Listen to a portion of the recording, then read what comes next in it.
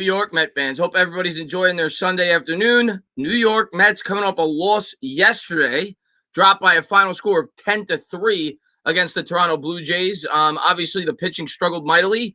We'll see what happens today. I believe Rich Hill's pitching today. I didn't get a chance to check before the game starts, but I believe Rich Hill's pitching today. Maybe that won't be the case, but a big game today for the New York Mets, the rubber match against the Toronto Bluejays. The Mets coming in 7 games over 500. Up 4 games in the division with 67 games to play. So we still got about 2 months left in the season. Right now, the Mets, in my lifetime, the New York Mets have only won the division, I think, once, right? Yeah, twice. 2006 and 2015, and that's it. This would be the 3rd time since I've been watching the New York Mets that they would win the division. But obviously, we got a long way to go. We know as Mets fans, we go over horror stories about blowing 7 games lead with 17 games to go, so you don't take anything for granted. Big game today, though. The Mets need to get back on track. The bats got to wake up. We've only scored 3 runs each of the first 2 games of this series. And, going up against a team like the Toronto Blue Jays with the offense that they have, you got to score runs, right? The pitching did a great job game 1 of this series, but yesterday the Blue Jays bats woke up. Mets got to put some runs on the board today. You figure they got to score at least 4 or 5 runs to stand a chance. And we'll see what we got. Got to get some runs today. Mike, man, what's going on, man? What's going on there? Ordinary Pete, what's going on? Joey Lutz, Alien in the chat, Mike Nixon in the chat. Thank you. I saw Benjamin was in the chat as well. He asked if I was going to be on Fireside Giants. I am. The charity stream, I think it's at 5 o'clock. They asked me to come on. So I'll be on there right after this game. Of course, if this game goes to like 5, I'll have to end the stream. Hopefully that won't be the case. Hopefully get a quick, well-pitched game today, and the Mets find a way to get a W. John, man, what's going on, buddy? What's going on there? Kaylin, thank you guys so much for being here. John Talento in the chat as well. Rafael DeLuna says, stand up. New York Met fans, game set to start in about 13 minutes. I think 110's the first pitch. So we'll see how we do today. Like I said, hopefully everybody's enjoying their day. NFL Expert says, good afternoon, Chris. Hope you're having a good morning. But do you know if you can meet the Giants' current players at FanFest? Yes, I don't know if it's current or past players, but you're going to be able to meet somebody.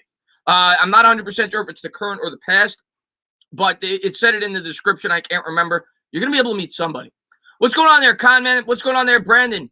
Benjamin said, yeah, I heard that USA basketball lost. It's embarrassing. Absolutely embarrassing. That's our sport. Obviously, it's grown a lot more throughout the world, but pretty embarrassing. But obviously, probably our best players weren't playing. I didn't even get a chance to watch it. No, it's not a 24-hour stream, Benjamin. It's for the J Fund for childhood cancer. Are you going to FanFest? Yeah, I'm going to be at FanFest, Hector. I think it starts at 6 is when you go into the stadium. I'm going to be there at 3, which is when they open up the parking lot. And I'm going to be doing – I don't know how long the show is going to be, but we're going to be doing a show with Talking Giants and License Plate Guy before it starts. And then obviously get an opportunity to go into the stadium and hopefully meet a couple of you guys. The 3-time Super Bowl champs, he says it's weird how USA Basketball lost their first year, but – well, I don't think that has anything to do with it. I just think, again, I don't know what their roster was, but my guess is the best players didn't elect to go play. Yeah, I still have a sponsor, Con. During the baseball streams, I just don't have the I don't really promote it during the baseball streams because we don't really get a lot of people in here. But, yeah, I still have a sponsor. I still mention them in all my videos, and obviously I'm going to mention them a ton in the Giants streams this year as well as the Knicks streams. And we actually got some plans this year. I'm looking forward to it. I'm going to have a meeting with him in a week, actually. Some giveaways we're going to be giving to people that are subscribers of the channel. Emmanuel, quickly, what's going on, man? Thanks for popping in the stream, buddy. Dan Veer says, what's up, Chris? Can't wait for Giants football. You and me both, man. I've been thinking about Giants football now for the last, 6 months? Since about February, I've been thinking about Giants football. And obviously things started to really rev up after free agency in, late March, when we found out who the New York Giants were going to be adding to this football team. It's going to be an exciting year. I can't wait. What's going on there? Texas Liberty says, let's go Mets. What's going on, man? Hope you're doing well, buddy. Thank you so much for popping in. An OG subscriber. Big game today. It really is, because if we lose today, we're only going to be 3 games up because the Braves and Phillies play each other. So one of them are going to win. You don't want them to get closer. And then we got a huge series against the Atlanta Braves coming up. 5 straight games that starts tomorrow. There's going to be a doubleheader tomorrow.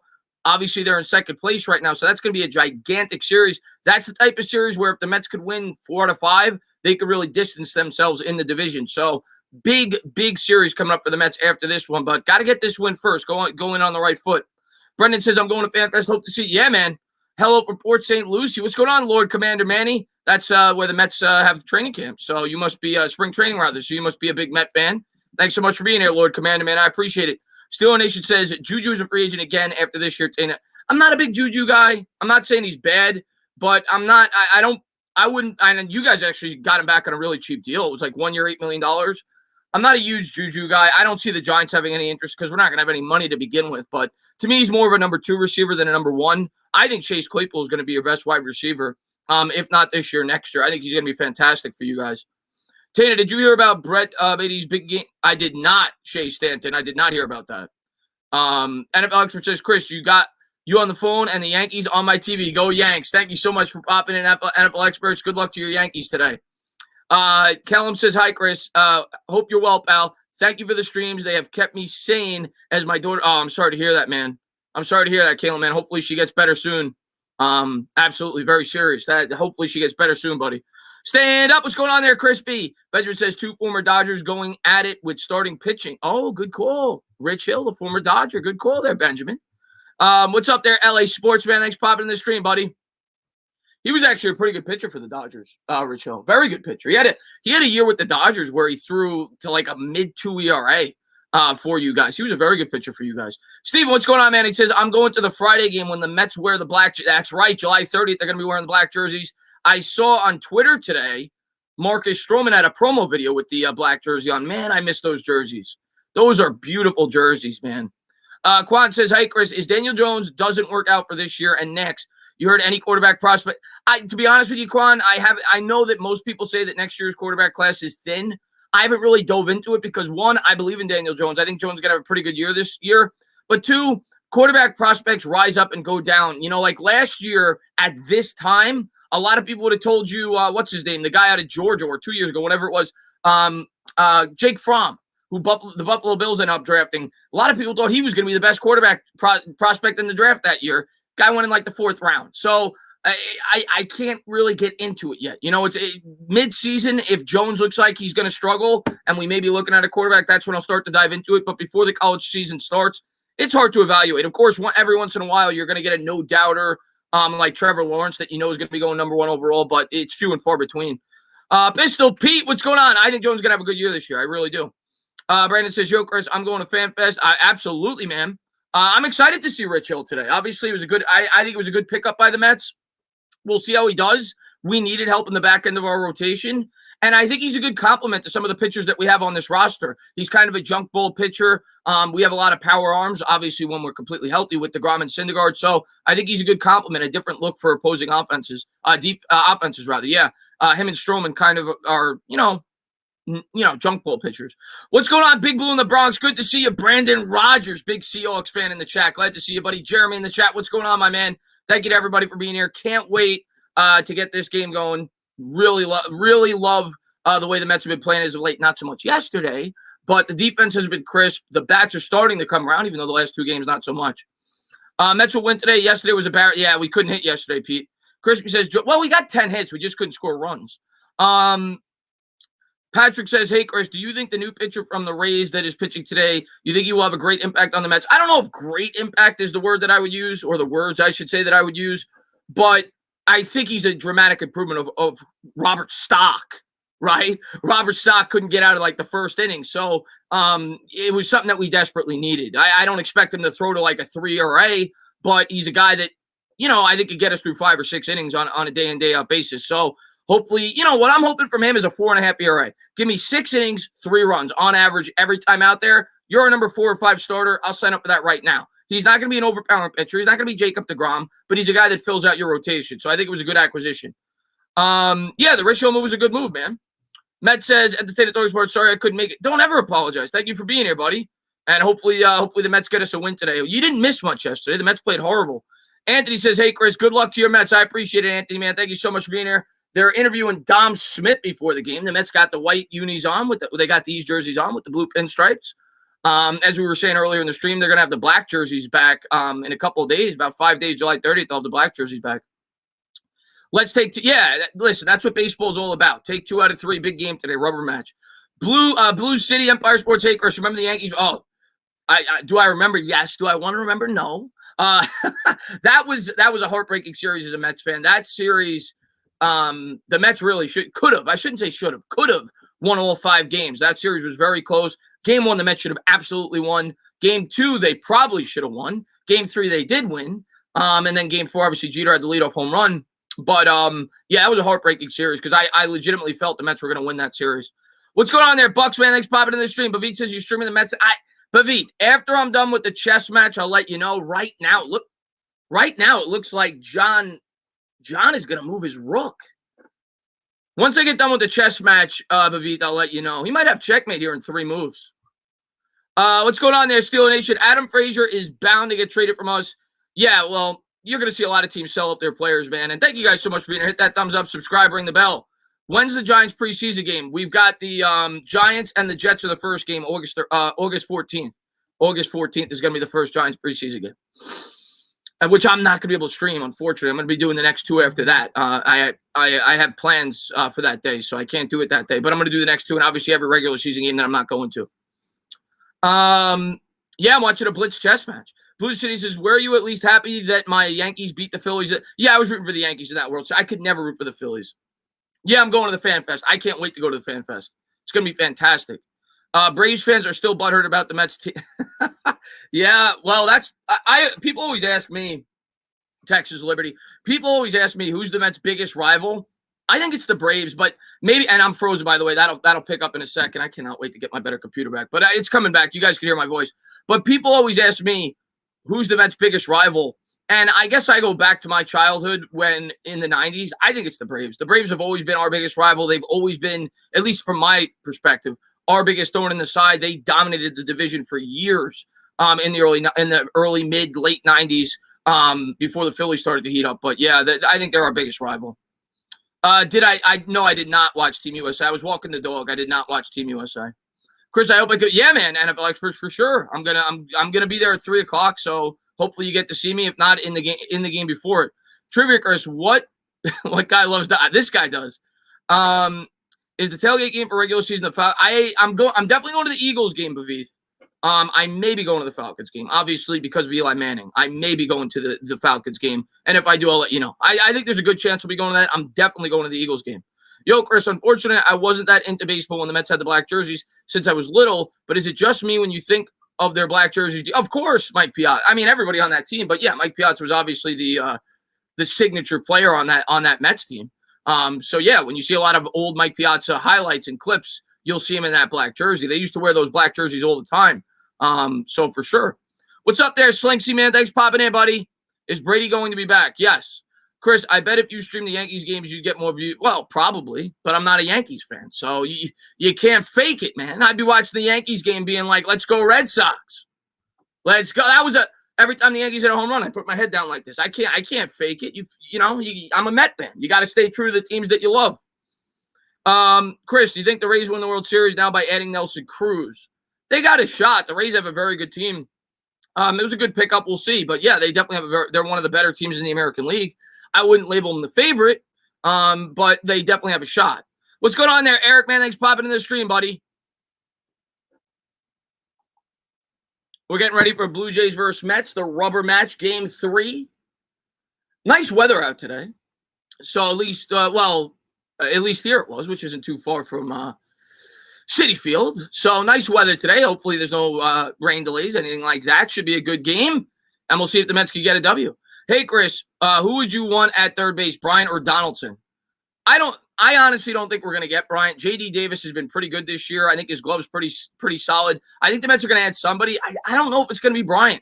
I think we definitely need an arm in the pen. We'll see what they elect to do, but if I had to pick one of those two, I'd pick Bryant. What's up there, Cornelius, man? Thanks for popping in the stream, buddy. Bryant could also play in the outfield, too, which is good. He's got versatility. I thought you said Reds. Good point, Benjamin. You know what it is, Benjamin? It's too hot. It is way too hot down here for me to wear the red sweater right now. I just can't do it. I would faint on stream. I just can't do it. Come playoff time, if the Mets are in the playoffs, I'll definitely be wearing the red sweater. Or maybe I'll have to wear one of my Mets hoodies for the playoffs. What's up there, Jameson, man? Thanks for popping in the stream, man. Rumors of Kimbrel going to the Phillies. I would hate that. I would absolutely hate that. And we need we got a starting pitcher. I wouldn't be opposed to getting another one, but the guy we got is pitching today with Rich Hill. But yeah, I wouldn't be opposed to getting another one. I do think we could use some more help in the bullpen, even though the bullpen's actually pitched pretty good, very good last time out. They look like they're starting to wear down a little bit. So I worry about that just a bit. Rich Hill coming in with a 3.87 ERA, is about to throw his first pitch as a New York Met with a 6-4 record.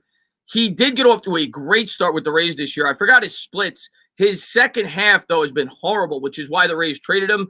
A lot of people speculated that once they really started to, I guess, crack down on the rules with the substance on the fingers, Hill started to fall apart.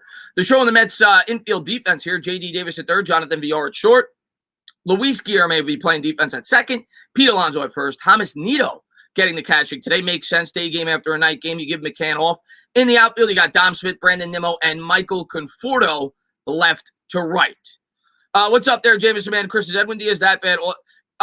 Edwin Diaz was very good this year up until about the last 6 or 7 times he's gone out there. Last time he was great, 1, 2, 3 inning, but he had about a 6 or 7 game stretch there where he was dreadful, couldn't get the ball over the plate. He's hit or miss. He's got great stuff, but when he's off, he's horrible. Tana, who wins the gold medal? Cuba, gold medal in what? Texas Liberty. I don't know what you're referring to, but I'm always going to say USA. And here we go. Rich Hill set the pitch here for the Mets. And George Springer will be leading off for the Jays. Here's the first pitch. And an 86-mile-an-hour fastball on the outside corner. Like I said, he's a junk ball pitcher. Don't expect, 95 plus. His best pitch is his curveball. He's got to hit location. So it's 0-1 here to Springer. Here's the second pitch. And a fastball right down the middle. Springer rips it right down the left field line. That's going to go all the way to the wall, and the Blue Jays got a leadoff double to start this game. Springer, since the first game of this series, has been destroying the Mets. And maybe he's trying to get back at the fans that were booing him like lunatics the opening game of this series. So not a good pitch there not a good start by Rich Hill. Left the fastball right down the middle of the plate. And if he's going to be effective, Hill has got to hit his location, and he did not hit it there. That was a batting practice pitch for George Springer as the Blue Jays have a leadoff double. What's going on there, Ray West, man? Glad to see you, buddy. My score prediction, if the Mets are going to win, they're going to need probably at least 6 runs today. This is a good lineup. They're going to need to score some runs today. So Springer with a leadoff doubles on second base. That's going to bring up Vlad Guerrero, who's actually been relatively quiet so far in this series. And a fastball just misses the inside corner, 1-0. Bryce, man, thank you so much, man. Haven't been here in a while. I miss watching you. I appreciate that, Bryce, man. Thank you so much for being here, buddy. I haven't been here in a while. I've been doing Met streams here and there. Obviously, I'm waiting to be doing a lot more football content once the season revs up. But thank you so much for being here, buddy. I appreciate it. And here's the 1-0 pitch from Hill and a curveball. And, wow, he got Guerrero to pop it up. Nimmo coming in. And, they almost had a collision there in the outfield, but Nimmo was able to grab it. And he'll throw it in the cutoff, man. So 1 down here in the top of the first. And Guerrero was pissed off the second he hit that. He knew he probably should have hit a home run there. That was a hanging curveball up in the zone that probably should have been crushed. But the Mets are fortunate there to be able to get the out. Oh, Olympics baseball. That's a good question. I'm going to have to watch that. Texas Liberty. I'm going to have to check that. I've been watching the Olympics a ton this year. I'll have to watch that, though. Obviously, they've got the World Baseball Classic. And there's a curveball that misses downstairs. That's tough to say though, because obviously a lot of the best players in baseball don't come from America anymore, right? So that'll be an interesting one.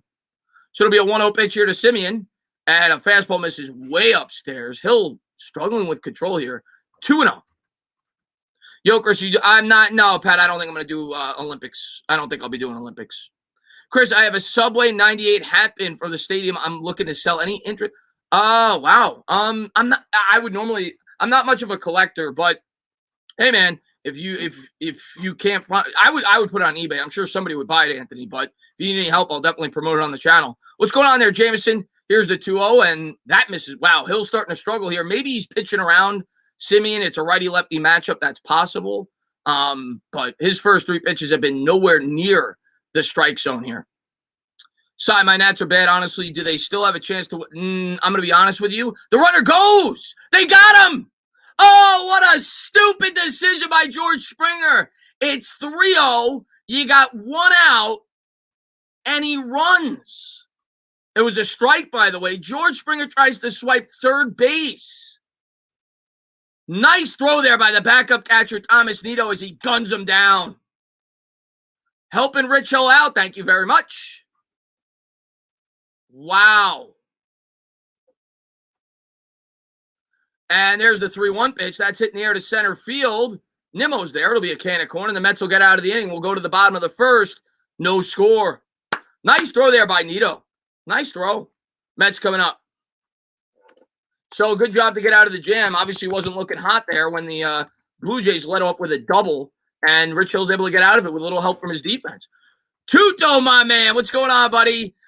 He says, Salute, Chris Migumba. Drop by your office to turn on the lights and fill in the beer jug and slap the whole Eagles fans on the way out. Paisano, forget about it. Tuto, I cannot wait to start talking football with you, my man. Giant stream's going to be around the corner probably in about a week. We're going to start doing that.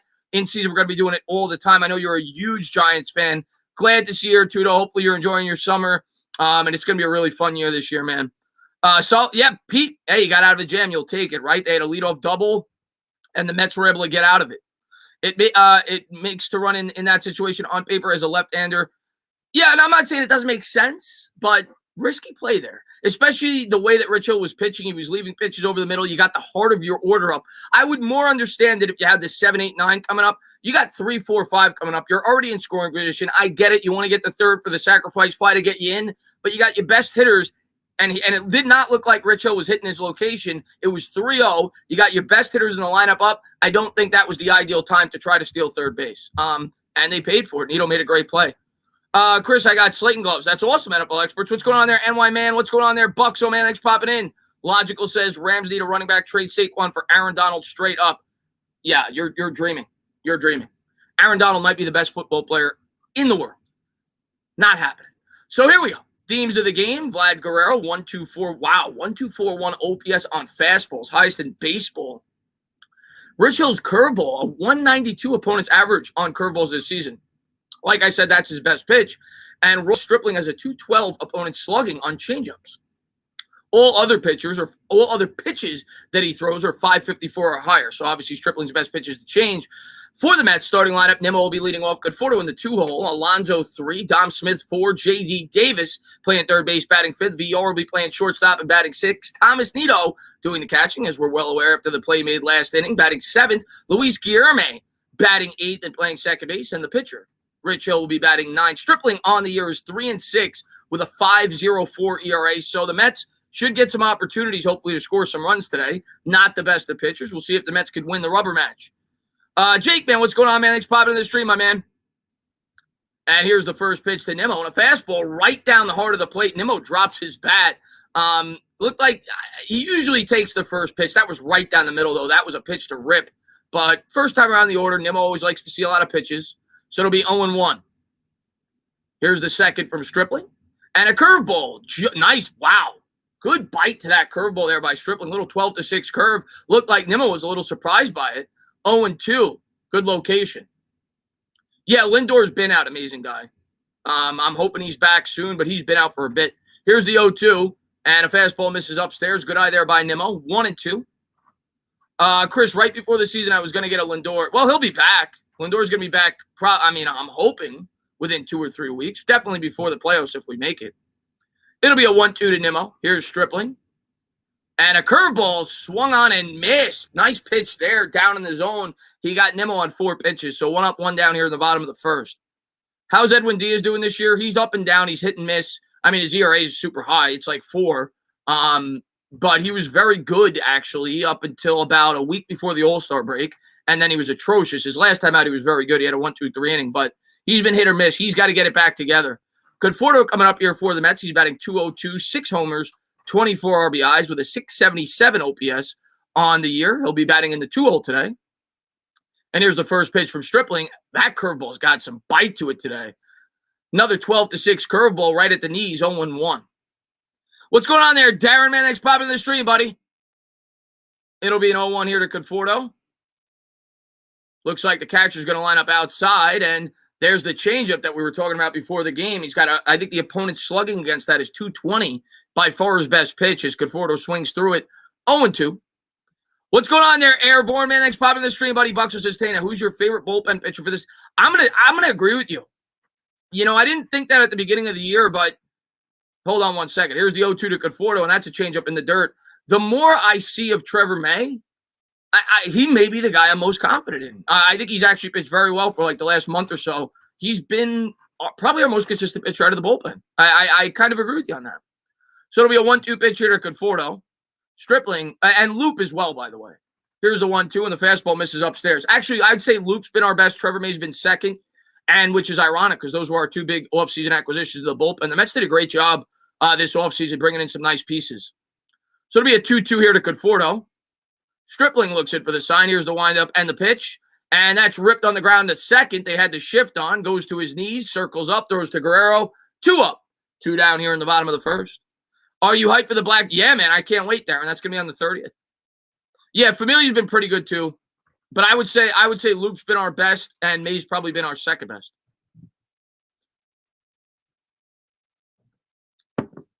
Bryce Harper struck out at the end. Good. Can't stand Bryce Harper. So 2 down here in the bottom of the first. That'll bring up Pete, Pete's been red hot. He's batting .265 now on the year with 21 homers, 57 RBIs. He's got his OPS over 850. Look for Pete to probably finish close to 40 home runs. I think he's going to have a very strong second half as he's been off to that so far. And here's Stripling, the windup and the pitch to Alonso. And curveball, first pitch swinging as Pete loops a slow rolling grounder down the first baseline foul. The infield defense for the Blue Jays, they'll have Espinal, I think it is, at third, Bichette at short, Simeon at second, Vlad Guerrero will be playing first base. In the outfield, you'll have Hernandez, Springer, and Grichuk.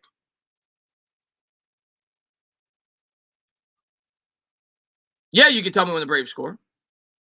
And here's the 0-1, and there's a curveball in the dirt. Good eye there by Pete to lay off. 1-1. Chris, do we know what is going to be at Giants Fan Fest? You're going to get to meet some of the older players. There's going to be fireworks. You're going to get to see the team practice on the field.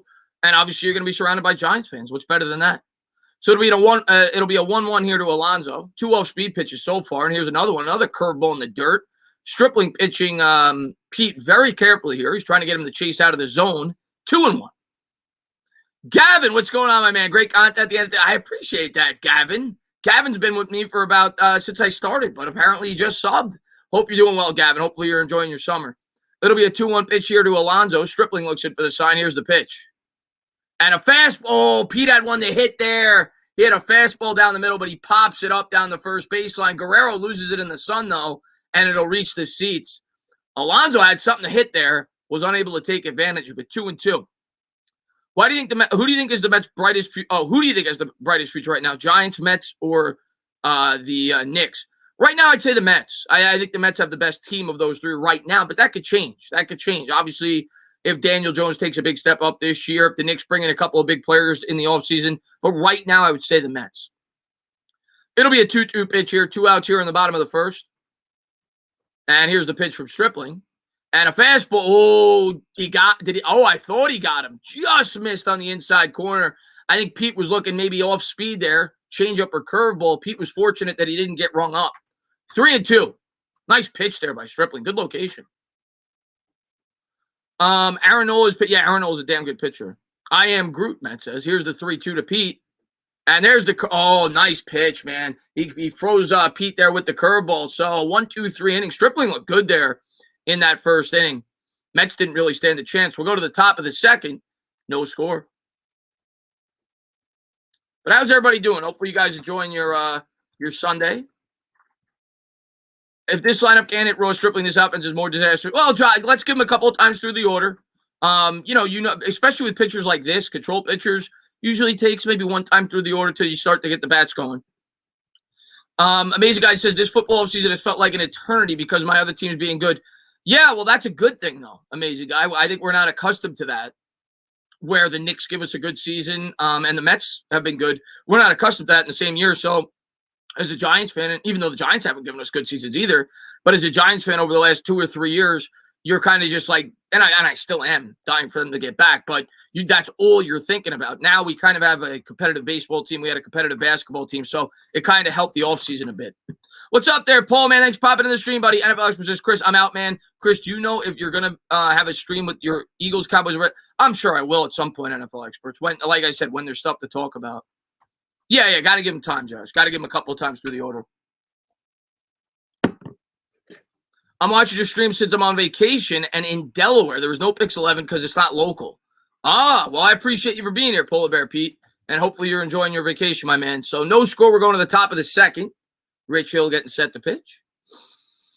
But thank you to everybody for being here. And I cannot wait to call Mets playoff games for sure. Because, yes, I think we're going there. I think it's going to be a lot of fun. I've never gotten an opportunity to call a baseball playoff game. And I'll be the first to tell you guys, playoff baseball is a different animal with me too. So you think I'm crazy when I call Giant games? And I can't even imagine what I'd be for a playoff Giant game as well. But baseball, every pitch matters so much. I'm going to be on the edge of my seat if we make the playoffs this year. But here we go to the top of the second. No score. And here's the first pitch to Bichette. He had a great game last time. Did he hit two? No, maybe only hit one home run. He made a great play in the field. This guy's a damn good player. He's batting .294, 17 homers, 63 RBIs as Hill misses inside with the curveball. Here's the 1-0. And another curveball by Hill. That had a good late break to it, just on the upper portion of the strike zone. They're taking for a strike, 1-1. 70 miles an hour there on that curveball. Here's the 1-1 to Bichette. Hill wheels, deals, and another curveball. That one misses upstairs, 2-1. Are you doing the Giants game against the? I don't know, Jameson. I may do the game tomorrow. I may be going to the game tomorrow. I haven't decided yet. Here's the 2-1, and a fastball misses outside, 3-1. Good job there by Bichette to lay off. Blue Jays have to be the worst, 84. Well, the Blue Jays score a ton of runs, Jay. Hold on one second. Here's the 3-0 to Bichette. And we walked him on 5 pitches. I think Hill was pitching him carefully. Bichette had a really good game yesterday, really good hitter. Righty-lefty matchup. Bichette obviously has some speed as well. So we'll see how Hill's able to hold him on. But a leadoff walk here for the Blue Jays. How's it go? Watch The Conjuring 1 and 2 with my girlfriend. I have not watched. I haven't seen that movie. Actually, no, I did. I think I saw the first one. I never saw the second one. I don't remember it very well, though. So runner on first here. Nobody out here in the top of the second. Hill looks in for the sign. And here's the first pitch to Hernandez. Another curveball. Hill's having trouble getting that curveball in the strike zone, which is his money pitch. Take it for a ball upstairs, 1-0. Hernandez, every bat in this lineup is ridiculous. He's got 15 home runs, 57 RBIs, batting .297. Here's the 1-0 from Hill. Nito lines up outside. He'll check the runner back to first, keeps him honest. They should have a way better record than what they do. Well, yeah, no, their bats are awesome. Their pitching's mediocre. That they have one of the best lineups in baseball. So do the Reds, by the way, a team we just played, but both teams, the pitching's mediocre. It'll be a 1-0 pitch here by Hill. Nito lining up outside. Here's the pitch. And Hill cannot find the strike zone with his fastball, with his curveball. It doesn't matter. 2-0, way outside. So struggling early on here to command his pitches. My Sunday going well. I'm watching you and Fireside Giants stream on the same time, and I'm watching the Mets. That's awesome, Mike. Glad that you're here, buddy. Here's the 2-0 pitch by Hill. And there's a fastball down the middle. Hernandez hits it to center. Nemo's there. About 10 feet from the warning track. He'll field it. He'll throw in. 2 up, 1 down. Here in the top of the second. Bichette retreats to first. So a long out. What's going on, Tiana? Glad to see you. If this guy lasts 2 innings, I'll be surprised. I hope you're wrong. But he's definitely struggling early on. He was able to get out of the jam in the first, but definitely struggling early on. And Grichuk coming up here for the Blue Jays. He's got 18 over 63 RBIs for the Blue Jays. A lot of power in this lineup. What's up there, Logics, man? Glad to see you, buddy. And here's the first pitch to Grichuk. There's the curveball. Nice pitch there by Hill. Look at the movement on that pitch. That went from about 3 feet outside to hitting the inside corner. Big looping curve there. 0-1. Nice pitch. Hill comes to the set. Nito lines up outside. Here's the 0-1. And again, he'll check the runner back to first. Bichette's got some speed. Good idea there. Keep him honest. What's with Mark Holmes and his 100? Well, he loves, that. Dak Prescott's his long-lost son. It'll be an 0-1 here by Rich Hill. Bichette with a decent lead. Here's the pitch. Another curveball off the end of the bat. He nubbed it. Pete's there. Pete will step on the bag. Bichette advances to second, so kind of acts as almost like a sacrifice bunt. 2 down here in the top of the second with a runner on second. What's going on there, Jose, man? Thanks for popping in. Let me guess. Hill is a side. I don't know if I'd consider him a side armor. He's kind of maybe a 3/4 delivery. What will be our pitching rotation in the playoffs? Well, obviously, if DeGrom's healthy, he's gonna be the number one. I would imagine you're gonna have to have Stroman right now as the 2. Carrasco, we'll see how he looks coming back. I would guess he'd be up there, probably in the top 4 as well. But we got to see. I mean, Walker, of course, has been good, but he hasn't been good his last 2 starts. And here's the first pitch. Fastball, drilled down the line, foul. You know, you got to see how they're pitching going into the playoffs. But you have to figure, obviously, for sure, DeGrom and Stroman will probably be at the top. And then we'll see if Walker could rebound. He'd more than likely be the 3, unless, of course, we had another pitcher. So 2 down here on the top of the second. Runner on second. It'll be an 0-1. I think Thor will be coming out of the bullpen. So, and JJ Tana going back and forth. What's up, JJ, man? Thanks for being here, buddy. Diego, don't ever apologize, man. 0-1 as there's our first time out of the game. I got to keep track of these. You got a lot of those throughout the contest. There's the first time out of the game. McGill's been terrific. I don't know if he'll make he'll probably make the postseason roster if he keeps this up. I don't know if he'll be in the starting rotation, but we'll see. He's been terrific, though. Here's the 0-1. Curveball hitting the air to left field, giving chase Dom Smith down the line, and he got it. Oh, that was close. Nice play by Dom. He kind of hung that curveball a bit. Rich Hill, to me, so far from what I've seen, been pretty fortunate. Not necessarily hitting his location with all of his pitches. He's been pitching to contact, though, and the Mets have been finding ways to get out of it. We go to the bottom of the second, no score. Really nice play there by Dom Smith.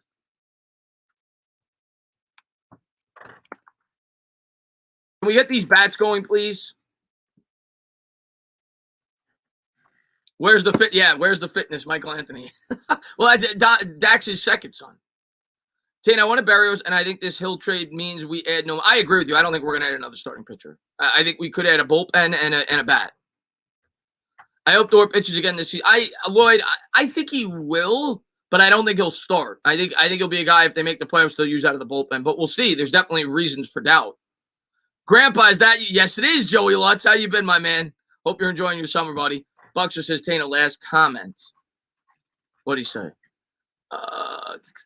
Tana, I want to bury. I actually just read it, so I'm sure there's a delay. I just read it. So we don't know, Isaac, if Syndergaard will be back for the playoffs. I mean, hopefully, and if he is, like I said, I think he'll be pitching out of the bullpen. But commercial break here as we go to the bottom of the second. No score here in the rubber match between the Mets and the Blue Jays. Really nice play by Dom, though. Yeah, I already read it. Yep.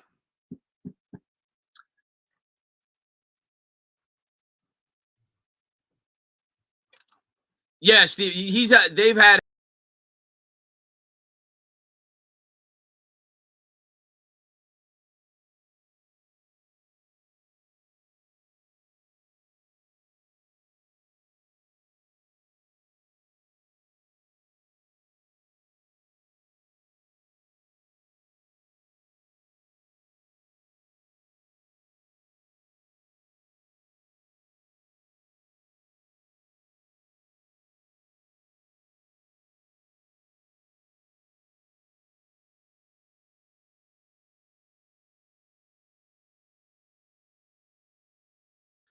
Sorry about that. That's going to happen every now and again with the old computer. It'll probably happen at least one more time during the stream. It pops me out. So if it does happen, just wait for about 30 seconds. I'll be back.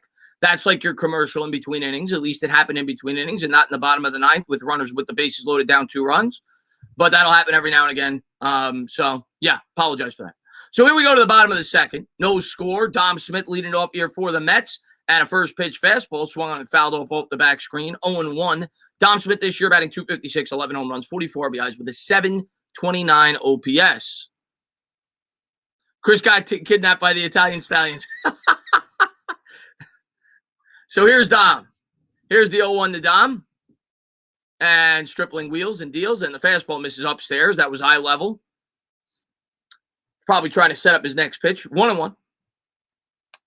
Yes, 70 miles an hour, Tim.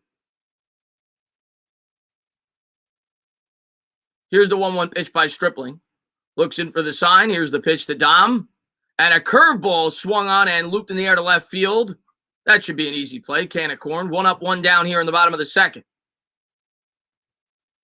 Come on, guys. Get the bats going. Bats have been so quiet this series. Right when you thought the bats were starting to come to life, and they've been struggling against the Blue Jays in this series. We have not been able to get much going.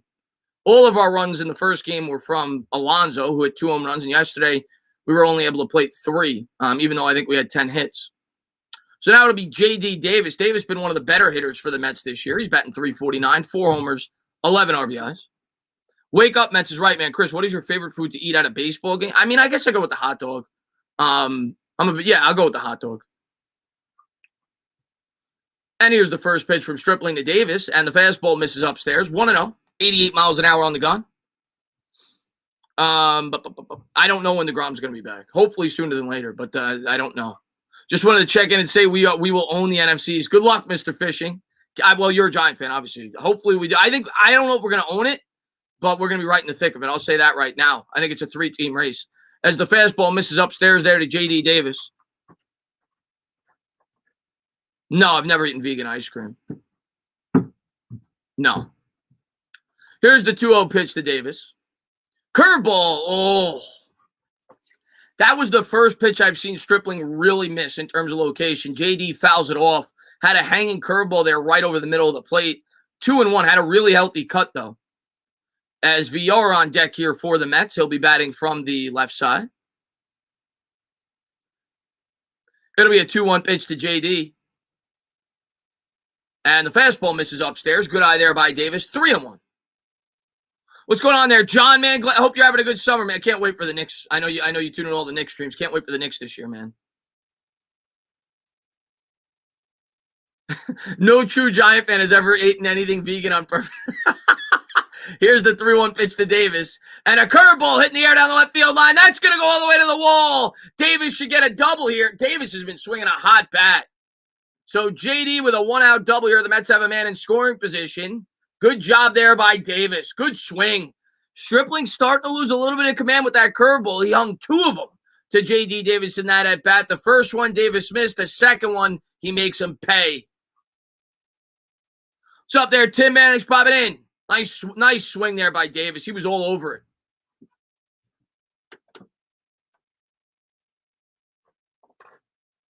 Yeah, Davis doesn't want to get traded is right, man. Great swing. The more I watch JD, the more I like him. So Davis will have a slight lead off second here. Villar coming up. Villar, 227, 10 home runs, 20 RBIs. Got off to a great start this year with the Mets before the injury. He's kind of struggled a bit since he's come back, but definitely a professional hitter. Villar will step in from the left side. Stripling from the stretch. Davis with a slight lead. Here's the first pitch.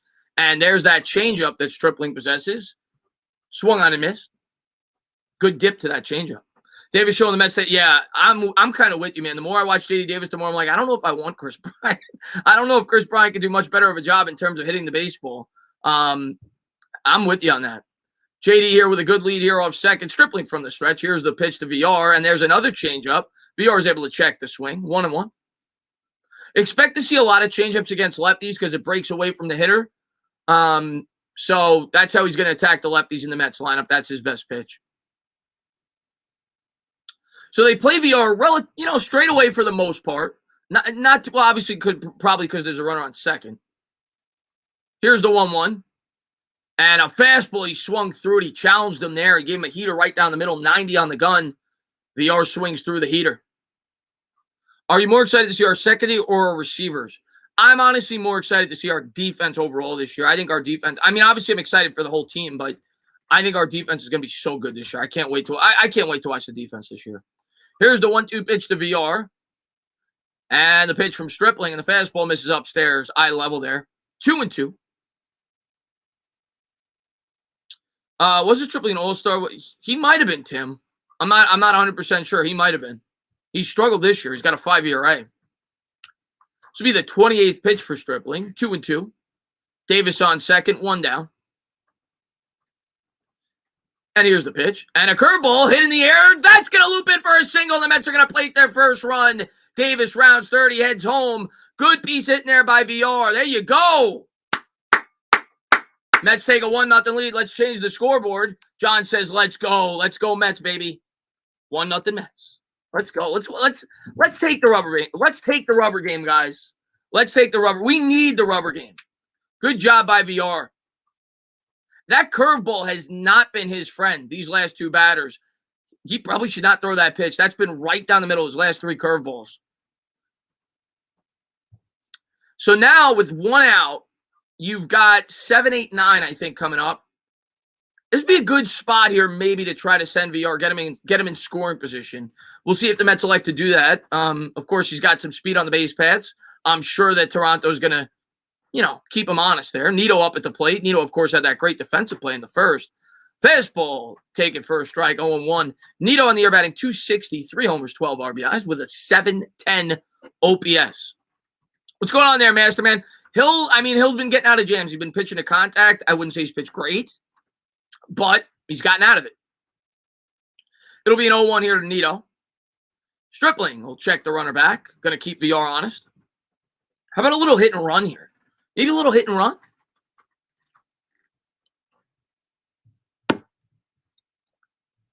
I'll explain what OPS means in a second. It's a sabermetric stat. I think it's a good one, though. I'm not a big sabermetrician guy, but I do like that stat. Here's the 0-1. And there's a fastball in the outside corner, 0-2. So OPS, what it does is it combines on-base percentage and slugging percentage. So all it does is it adds the two up. So if you have a 400 on-base percentage and a 500 slugging percentage, you have a 900 OPS. That's what it is. 900 is a great number. Anything over 800 is very good. So it'll be an 0-2 here to Nito. One down here in the bottom of the second. Stripling checks the runner back to first.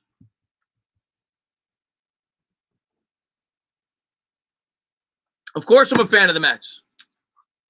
No, let me check if I'm a fan of them. I'm not sure. Am I a fan of the Mets? I'll get back to you on that. I'm not sure. It'll be an 0-2. One down here in the bottom of the second. Stripling from the stretch. And here's the pitch to Nito. Fastball high, strike 3, and VR goes. Did they get him? They did. A strike him out, throw him out, double play. I think it was a hit and run. So the Blue Jays do get out of it. We'll see if they challenge. It looks like the Mets are giving it a look. It's hard to tell from that angle. I think he just got him.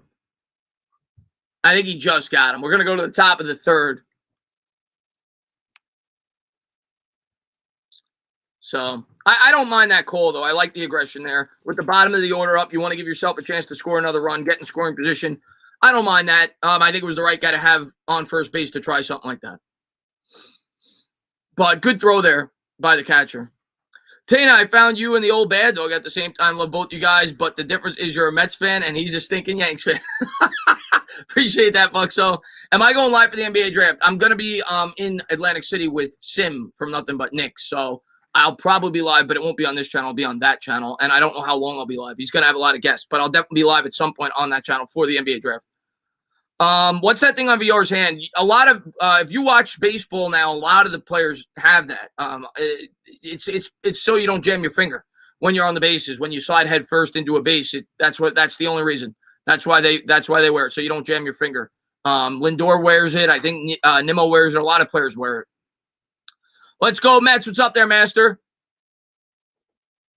Tane, I still want Chris Bryant because if we don't get him, the Phillies will. We can't have that. We'll see what happens. I mean, I wouldn't mind Chris Bryant, but I don't know. I think we have bigger needs than that. I think we have bigger needs than that. Of course, if you could get him and Kimbrel in the same trade, I'm all about it. It's called an oven mitt. Yeah. Yeah, it's meant specifically for your fingers when you're sliding into a base. To anyone that asks if Chris is a Mets fan again, remember the pecking order. It goes you maggot. Since birth, guys. Since birth. I say it all the time. That's Chris. Since birth. I came out. This is what I was wearing when I came out of the womb. Okay? I'm a Mets fan. I'd rather get Kimbrel so that I agree. I think Kimbrel would be a much better, bigger acquisition for the Mets. So here we go to the top of the third.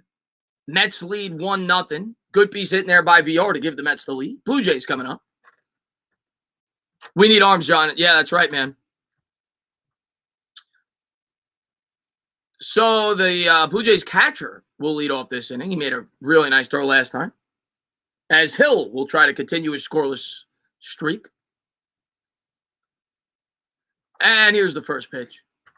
And a fastball knee high there for a strike. 85 miles an hour. Not used to seeing that in modern day baseball. Alejandro Kirk, the catcher for the Blue Jays. He's batting .233, 3 homers, 8 RBIs. Here's the 0-1 pitch by Hill. And a looping curve just misses outside, 1-1. But there's been a number of great pitchers that lived in the mid to high 80s. You know, you think back to the Braves with Maddox and Glavine. They didn't have great fastballs. Here's the 1-1. There's look at the break on that curveball. Nice pitch there by Hill as he paints the outside corner. 1-2. Here's the 1-2 pitch by Hill. Fastball hitting the air to right field. That's going to be a gapper. That's going to go all the way to the wall. Conforto does a good job cutting it off. Kirk's going to try to take 2. And the slow-footed catcher will have a stand-up double. So a leadoff double here for the Jays. You have to figure they're going to bunt him over here with the pitcher coming up. Nobody out, leadoff double. Hill gets burnt there with the fastball. Good piece of hitting there by Kirk. You know we're going to have to put up runs today. Yes, Jamie Moyer, Ryu. Good call. He didn't throw hard at all. Good call with Jamie Moyer. But when you throw that slow, Ryu, you have to locate. And Rich Hill did not. He put a fastball right down the middle. So here's the first pitch, and he squares the bunt. He takes it back. It's a strike on the inside corner. 0-1. Stripling, of course, in the American League, not really used to hitting. With a runner on second, nobody out, you have to figure he's going to bunt to get him over to third. And that's what he'll do. We'll square again. Here's the pitch. And a changeup on the outside. Nito keeps the runner honest. It goes off Villar's mitt. And luckily, Nimmo's there to back him up. 0-2. As Stripling missed on the bunt. Good job there by Nimmo to back him up.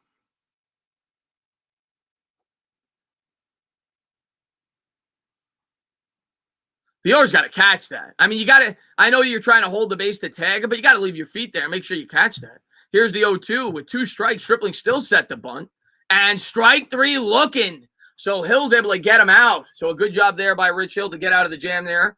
1 out. You want to make sure that you don't get that run over to third with less than 2 outs. So good job there as Stripling is unable to get the bunt down. 1 down here in the top of the third. That's going to bring up the top of the order for the Blue Jays. George Springer, who has been red hot for the Blue Jays the last 2 games. He ripped a double down the left field line his first time up. He's 1 for 1. And here's the first pitch and the curveball. Nice pitch by Hill. The curveball loops into the inside corner. Good location there. 0-1 to Springer. Would you bring Harvey back? No, Matt Harvey's done. He's got, I mean, last I checked, he had like a 6-year, right? He's done. It'll be an 0-1 to Springer.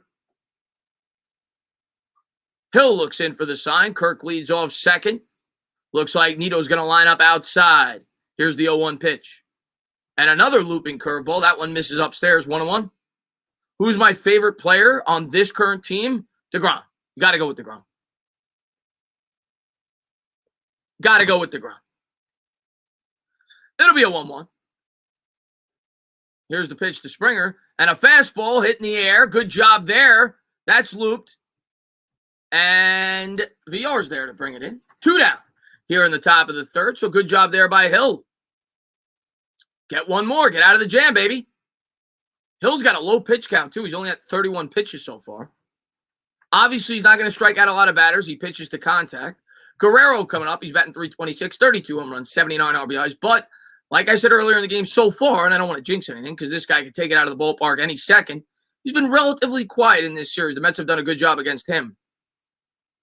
Runner will lead from second. The Mets will play Guerrero pretty much straight away. Here's the first pitch, and a curveball ripped in the air to left field, and it's going to hang up for Dom Smith. The Mets are going to get out of it. So Rich Hill, only 32 pitches. He's able to get through 3 scoreless. The Mets will be coming up here in the bottom of the third. Do I watch UFC? Not really, no. Occasionally, when there's like a huge fight, I'll watch it, but not really. I'm not a big UFC guy. And I'm not a big boxing fan either, but I would sooner watch boxing. There's actually a big boxing fight coming up, right? The third match between, I don't remember, Fury, right? The third match. I watched that. I watched the second one. That was a good fight. I'm not a huge UFC fan. I'll watch it occasionally, though. The MMA holes, what's going on? He's got a UFC exclusive channel. and he's a big Met fan. Glad to see him, man. What's going on, buddy? If you're a UFC fan, there you go. The MMA holes, they got a really good channel over there. Seems like a really good guy as well, and he's a big Met fan. We're having a pretty good year, MMA holes. You can't complain with this Mets team this year. We've been pretty good. What is pitching to contact, Noah says. I mean, it's exactly how it sounds. A pitcher who pitches to contact is a guy who's not going to get a lot of strikeouts. He's a guy that's able to locate and force batters to hit the ball on the ground, hit routine fly balls to the outfield. He's not a guy that has the best stuff. He doesn't throw 99 miles an hour. He's a guy that's more a guy that with good location. Wow, Chandler Jones from the Cardinals has requested. Has he, Josh? Interesting. I'm surprised by that. Conforto and Nimmo are awesome.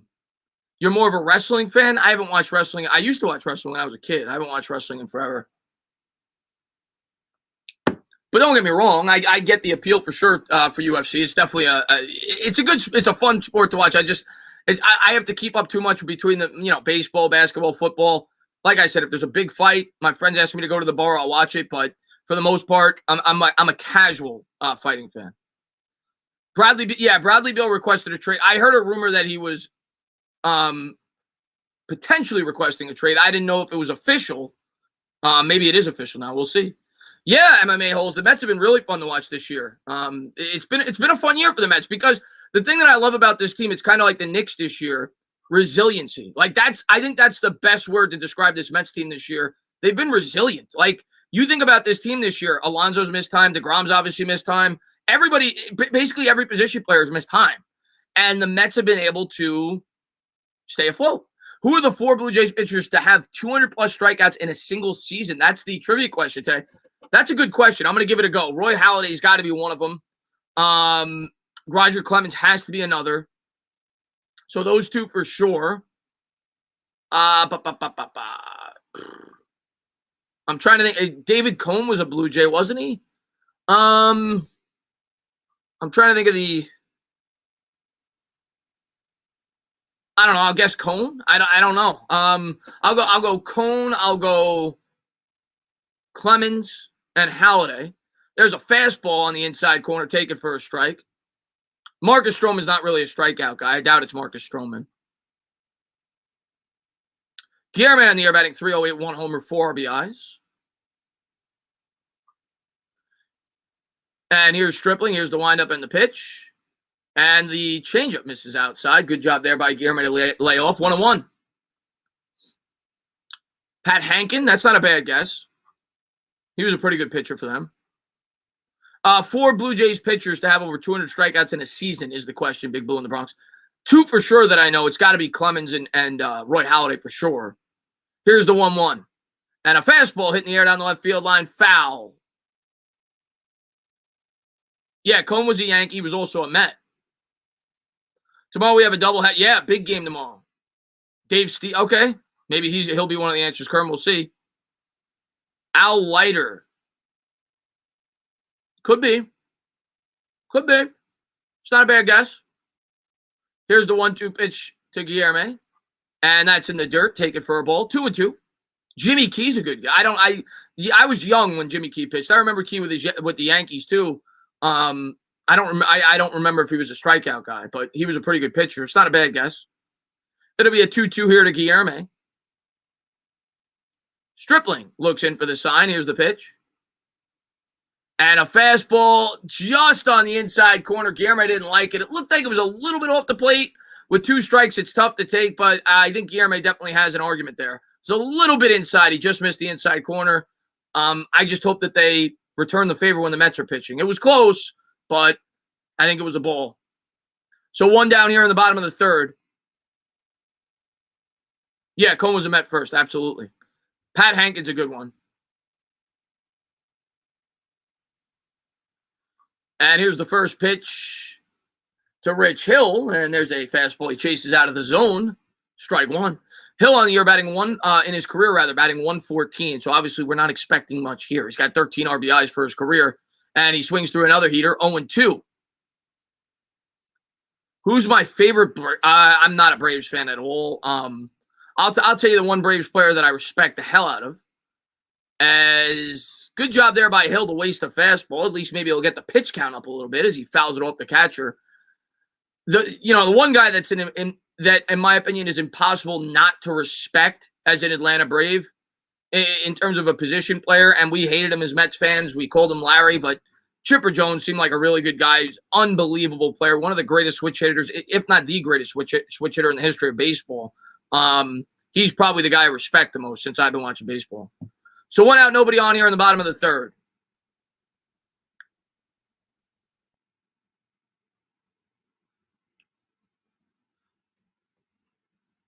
It'll be an 0-2.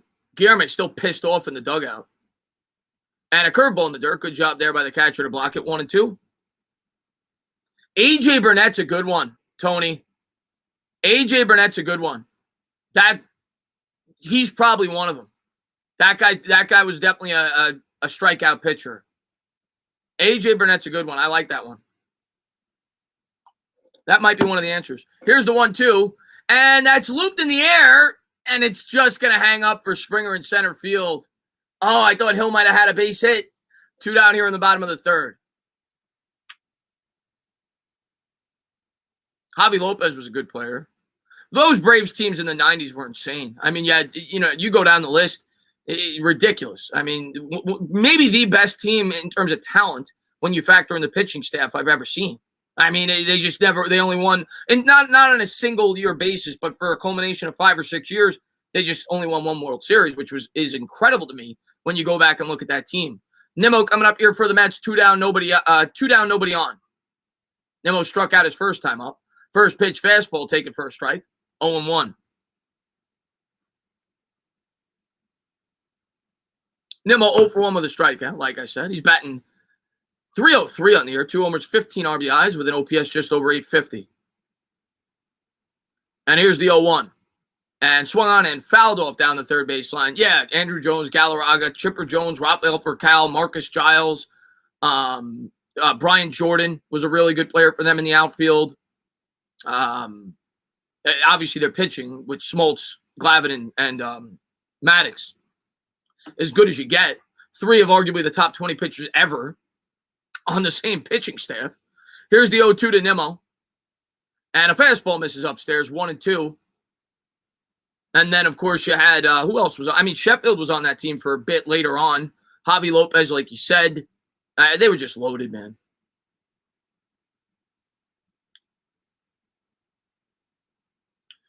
It'll be a 1-2 here. And here's the pitch from Stripling. And a changeup chopped on the ground, foul. Good job there by Nimmo to stay alive. What about Tom Seaver? Tom Seaver was not an Atlanta Brave, I assure you. What's going on there, Noah? Man, thanks for popping in. Ron Gant. Yeah, Ron Gant was there. Fred McGriff, the crime dog. Of course, the first baseman before Galarraga. McGriff, if I'm not mistaken, hit 493 home runs. You could stat check me on that. He was 7 home runs away from hitting the magical 500. Here's the 1-2. And a fastball swung on and missed by Nimmo. I could be wrong on that, but I'm pretty sure he was that close to hitting 500 home runs. And he did not make the Hall of Fame. Had he hit 500, he probably would have. And Delgado was very close as well. He was another guy that was within, a couple of home runs of hitting 500 as well. Neither one of them made the Hall of Fame. As Nimmo goes down, swinging will go to the top of the 4th.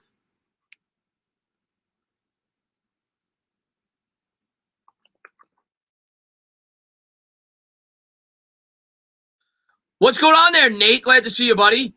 Chris, I think the Braves had Deion. They did have Deion Sanders for a bit. Ron Gant was a good player for them, yeah. I don't know the Mick is probably the greatest switch hitter, but Chipper Jones is damn close.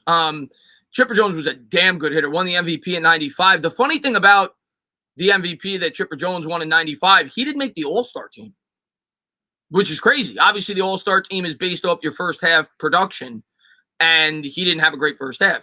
So he ended up killing it in the second half. He didn't make the All-Star team the year that he won the MVP. Otis Nixon, that's right. Your last comment. Let me take a look. What'd you say?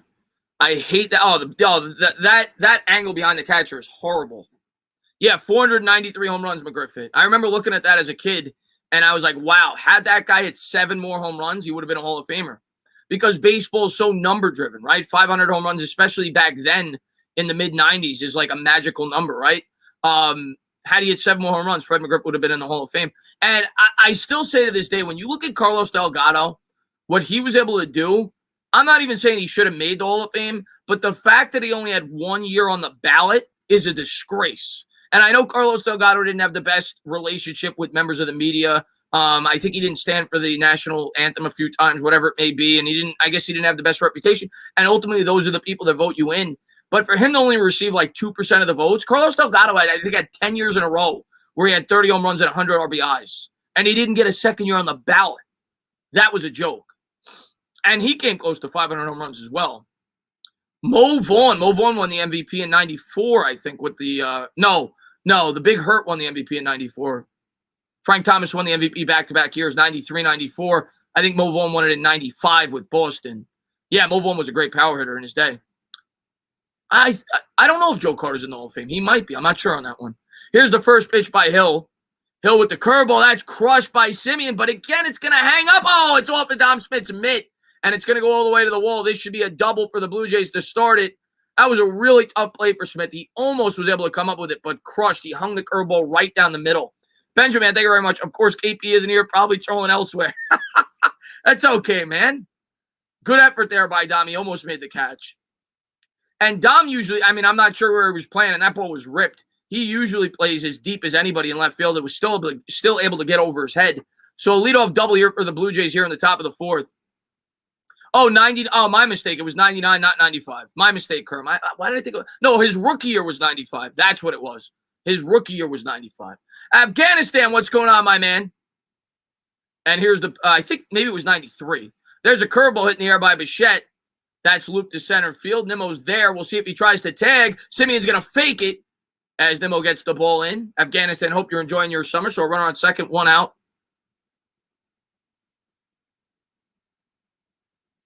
Yeah, well, Mo Vaughn was a disappointment with the Mets as well. He came to the Mets after the Angels. We traded No, did he? No, I think he went to the Angels after the Mets. No, it was vice versa because I can't even remember. But yeah, it was after he left Boston, he was a disappointment. So 1 down here in the top of the fourth. That's right. Barry Larkin won it in 95, the shortstop for the Reds. That's right. I remember that. I actually have that baseball card where it says he won the MVP. Here's the first pitch. Fastball swung and fouled up down the first base line. Foul. 95 National League Rookie of the Year. I could give it to you. You want me to give it to you? 95 National League Rookie of the Year. Scott Rowland. Third baseman. He won the Rookie of the Year in 95. And I think, was it A-Rod in the American League? I can't remember. Here's the 0-1. Curveball swung on, hit in the air. No, A-Rod might have started earlier than that. There's a routine fly ball to Smith. He's there. He'll hold it in. 2 down here in the top of the fourth as the runner retreats back to second. So a good job there by Hill to get out of the jam. Jim Thome is the floor for power hitting first baseman getting into the Hall of Fame. Delgado wasn't quite that. I'm not saying he should have made it, Tony, but he should have gotten more consideration. He was only on the ballot for 1 year. I thought he should have gotten more consideration than what he did. Oh, Scott Rowland was an incredible defensive third baseman. Sports Critic, what's going on, my man? Maybe it was Garcia Pera in 90. I can't remember. Here's the pitch by Hill. There's a curveball on the outside corner. I still say it to this day. I'm curious to get your guys' opinion as far as the shortstop goes. As Grichuk's up, he takes the curveball for a strike. 0-1, 2 down here in the top of the fourth. Here's the 0-1 pitch by Hill. We'll check Semien back to second. And a little sidearm delivery there. He mixed it up. And that's popped up in the air. Look at the crafty move there by Hill. He goes to the sidearm. He's able to get him to pop it up to Pete, and the Mets get out of the inning. We'll go to the bottom of the fourth. Good pitching there by Rich Hill to get out of another jam. But I'm curious to get your guys' take on this. And I'm not saying he was better. Obviously, he wasn't better due to injuries. But at his best, I'm going to say Nomar Garciaparra is the greatest shortstop I've ever seen. At his best. The guy hit like 380 one year. And he obviously got hurt due to injuries. But Nomar Garciaparra in his first 5 or 6 years of his career was incredible. I used to love his what he did in the box before the pitch. He used to waste like 3 minutes tapping his shoes, taking the Velcro off his batting gloves. I think Garciaparra at his best was a better player than Derek Jeter. Nomar Garciaparra batted like almost 400 one year. I know Yankee fans may not want to hear that, but Nomar Garciaparra was incredible. But he obviously had injuries. Tom Stowe, before he retires, we will be talking about Tatis. Oh, Fernando Tatis is insane. Nomar reminds me of our guy, David. I think Nomar was better than David Wright at his best. David Wright was really good. I think Nomar was even better.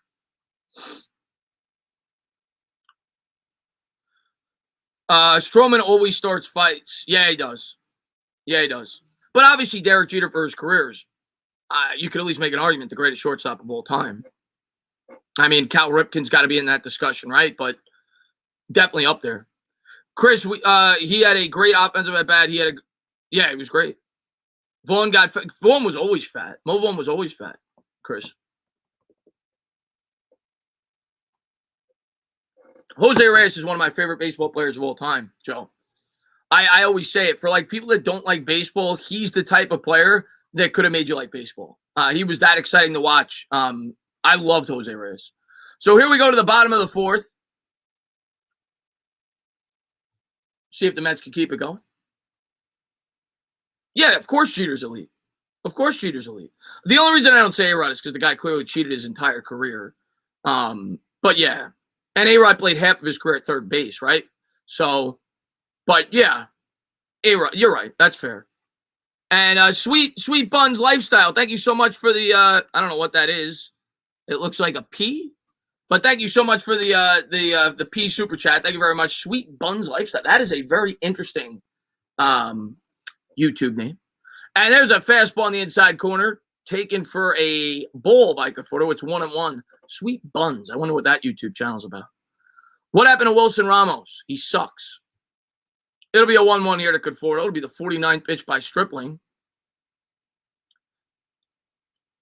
Showing a kid there at the that's hitting the air by Conforto. Oh, you hung the curveball, but it's foul down the right field line. Got out in front just a little bit. Hockey is better. Hockey's better than what? Baseball? I grew up playing baseball, so maybe I'm biased. I prefer baseball, but I definitely see why people like hockey better. It's more fast-paced. It's more violent. I get it. And here's the 1-2 pitch. And that's ripped back up the middle by Conforto. The Mets have a leadoff single here in the bottom of the fourth. You could see Conforto's confidence starting to build.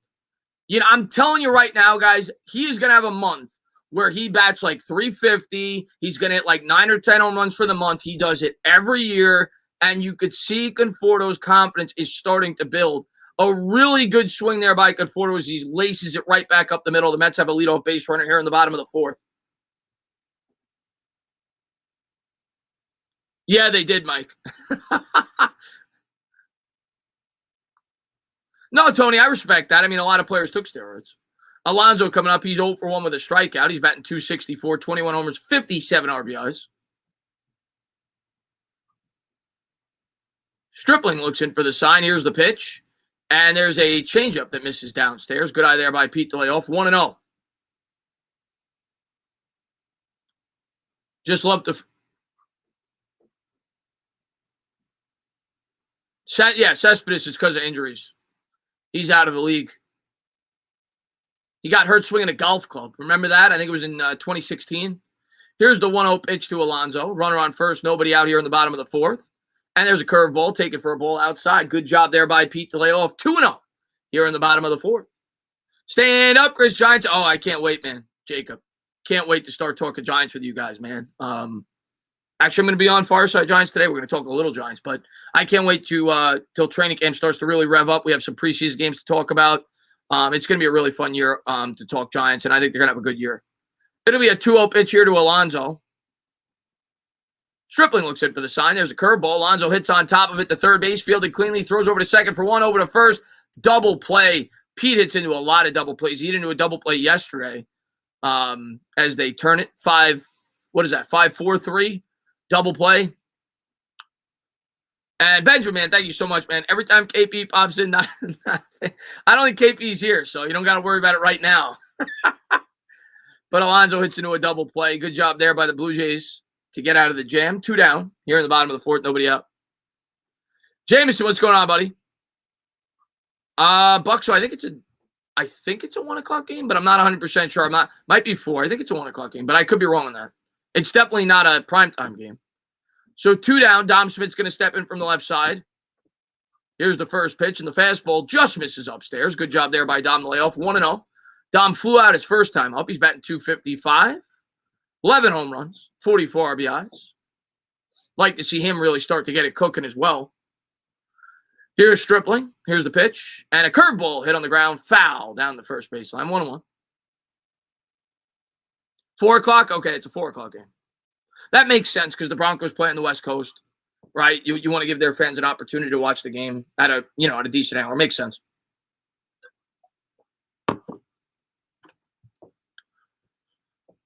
And the Jets play Carolina. Here's the 1-1 and a curveball hit in the air by Dom. He got under it. And that'll do it. That'll take us to the top of the 5th. Mets lead 1-0 here against the Toronto Blue Jays in the rubber match. It's a big game today for the Mets, especially before that big series coming up against the Atlanta Braves. But hopefully we can hold on. Dom's been doing that a lot. His last week or so, he's been having a lot of lazy fly ball outs. He's been getting under it. Part of me feels like, when you go away to a stadium like Cincinnati where they have a short porch, and you try to get the ball in the air and you feel like there's a better opportunity for you to hit home runs. Part of me feels like sometimes that creates habits. And I don't know. I feel like some of that might be coming true here with Dom Smith because it seems like he's been hitting a lot of lazy ball flyouts down the right field line the last week or so. Sam Darnold gets revenge on the Jets. I think that's one of the better storylines in the NFL to start the year. The Jets versus the Panthers. Darnold versus old team. Pete either gets 2 homers or goes 0 for 5 and every. I mean, he's a power hitter. That's what you're going to get. He's not an all-around hitter. Did you see that Watson is reporting to the Texans and Rodgers might retire? Well, yeah, I did see that. I think Rodgers is unfortunately going to retire. I think he'll force a trade the next year, but it looks like he's going to sit out. We're going to obliterate the Broncos. I hope so. I think it's going to be a good game. I'm not taking the Broncos lightly. I think it's going to be a really good game. Definitely not taking them lightly. They got a really good defense. Obviously, their quarterback's a major question mark. I think our defense will be able to take advantage of him. I think it'll be a low-scoring game. I think it'll be a defensive battle, but I do think the Giants will win. I'll say something like 20-17. I think it'll be a close game, but I think the Giants will win. 1-0 Phillies.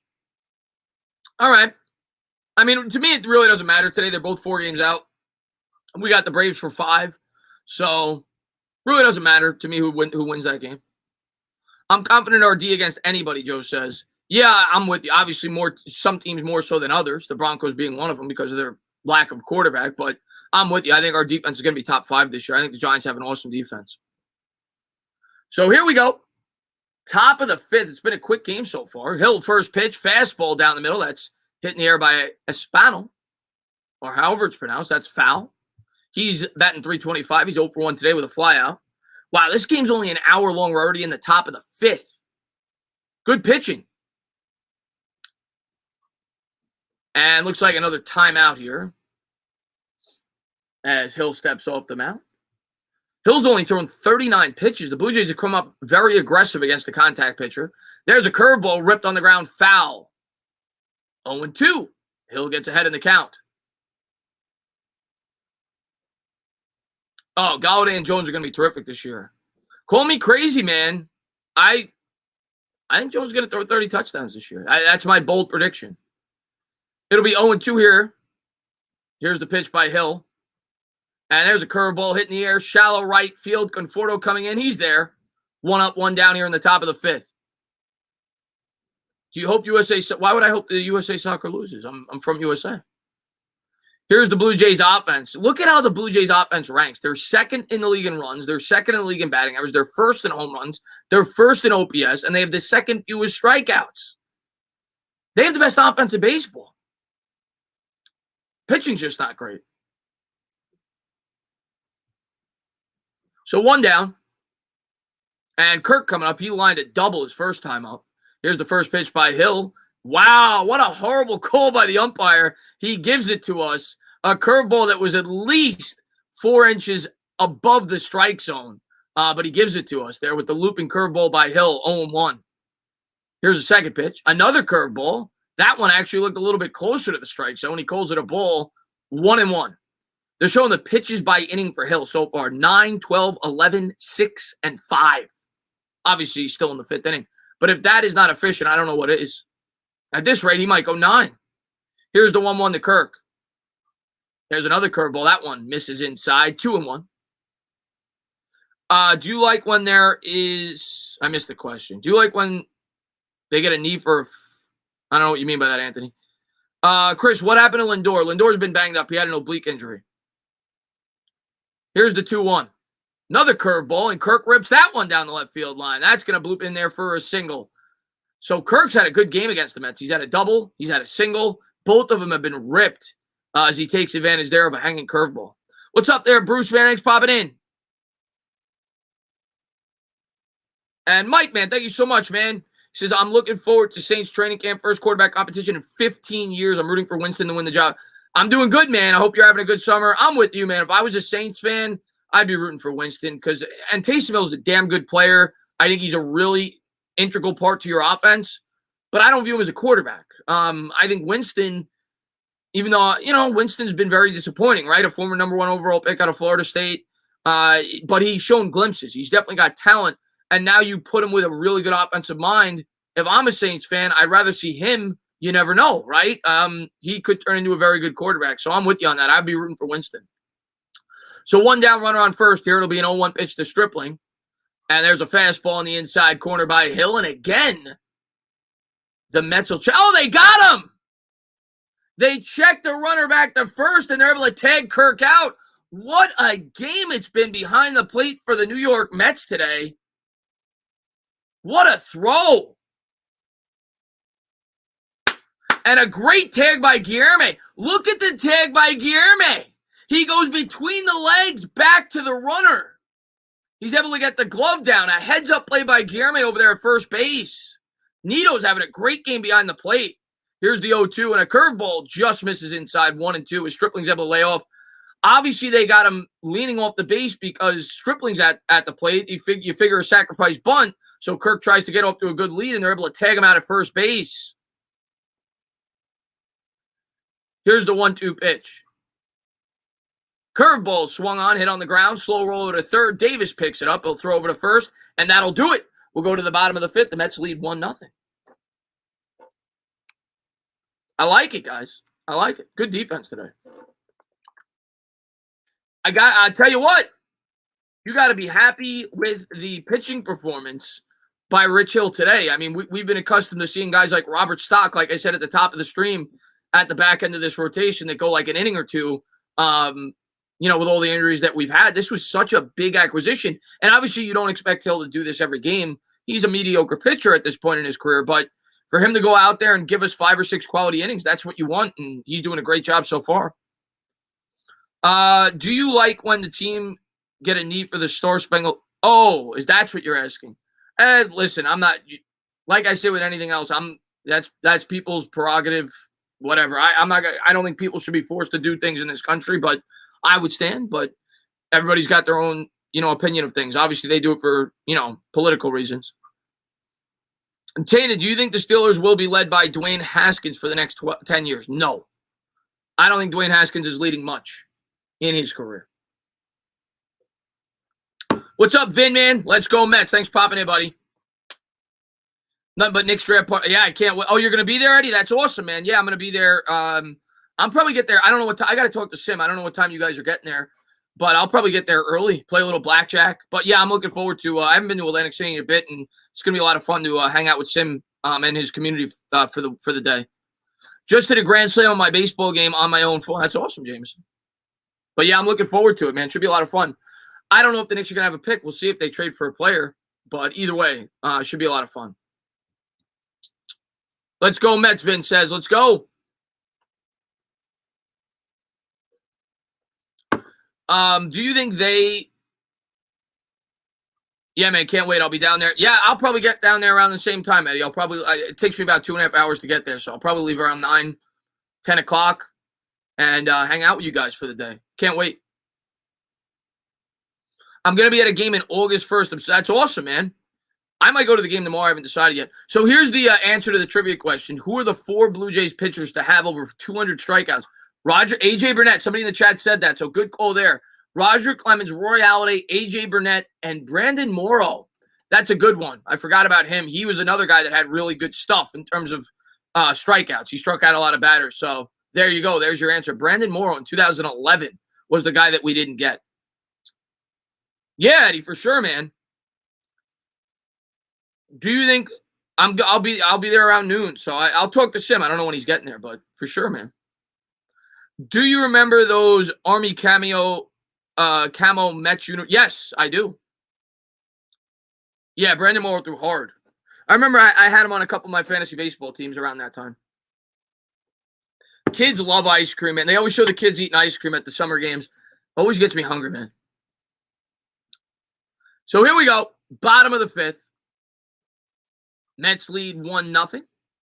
Well-pitched game by Rich Hill here in his debut with the New York Mets.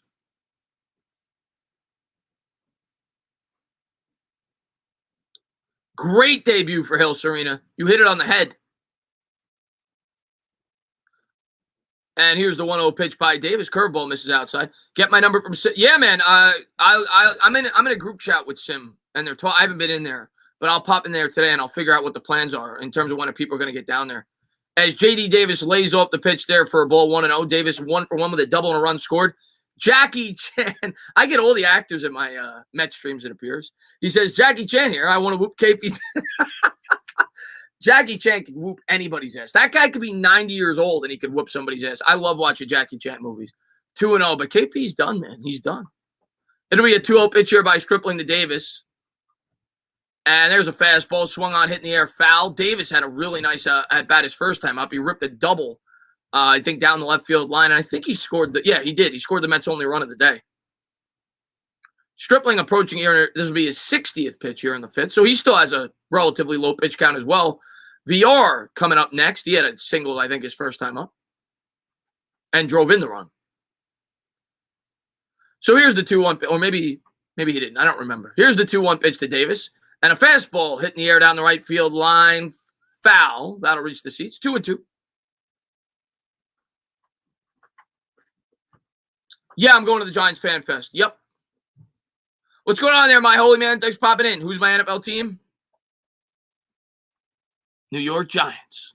I talk Giants almost exclusively. Well, I shouldn't say exclusively. I do all the Knicks games, but the majority of my channel is New York Giants. It'll be a 2-2 pitch here to J.D. Davis. Mets lead 1-0 here in the bottom of the 5th. And here's the pitch by Stripling. And a fastball, and that's driven in the air by Davis is hot, man.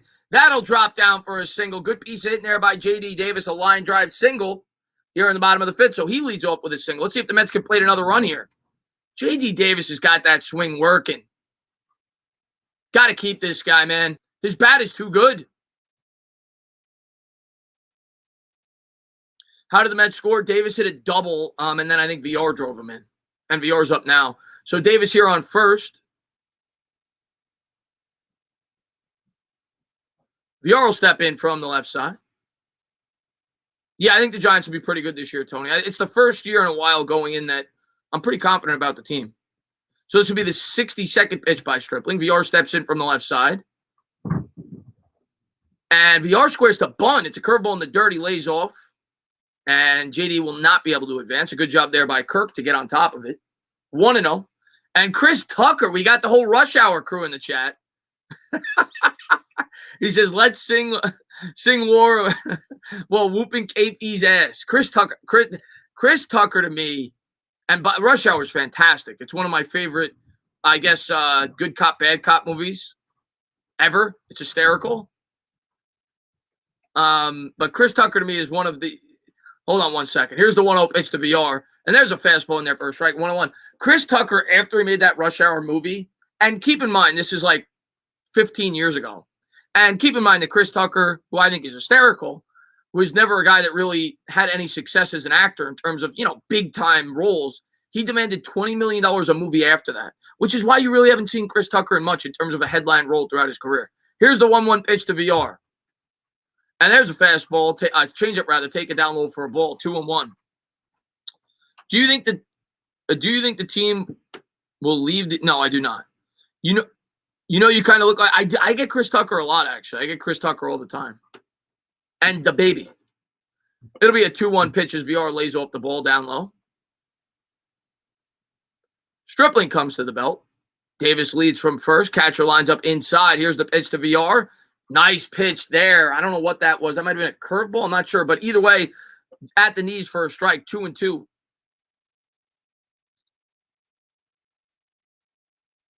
Do I think the USA soccer team, why would the USA soccer team leave the USA? 2-2.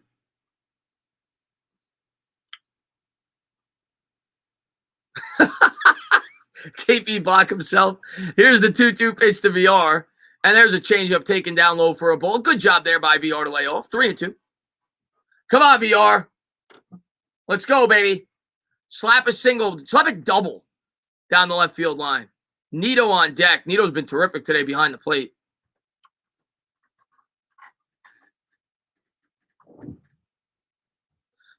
Games on Channel 11. WPIX. Here's the 3-2. And a curveball. Slow roller hit on the ground. Foul as VR stays alive. Pump the brakes on Tony. I don't think Tony's going to have a great statistical year this year. I never thought that. I think he'll be used. I think he'll be a gadget player, but I don't expect more than maybe 400, 500 receiving yards this year. I think he's going to be used in the backfield. I think he'll be used on special teams. I'm with you on that. I don't think he's going to have a, let's put it this way. If I was in fantasy football, I wouldn't be rushing to draft Kadarius Toney. I think he could be a really good receiver, but I think his role will expand once Shepard's gone. Here's the 3-2 pitch to VR. And a fastball swung on, hitting the air down the third base line. That's going to hang up there for the left fielder. He'll camp under it. 1 down here in the bottom of the 5th. Yeah, it's on WPIX 11. So I'm maybe it's blocked out where you are. I'm not sure, Tim. And Nito's coming up. He's 0 for 1 with a strikeout. He's batting .257, 3 home runs. And the dog's barking. As you guys know, Neo's a Yankee fan. She's also a huge Nets fan. She is a Giants fan, though.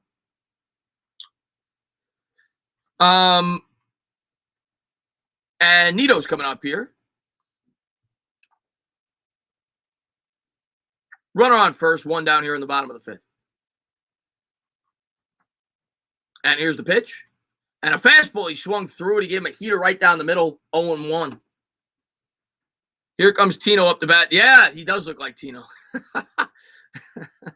I hope he can be our punt returner, Chris. I think he's going to be our punt returner.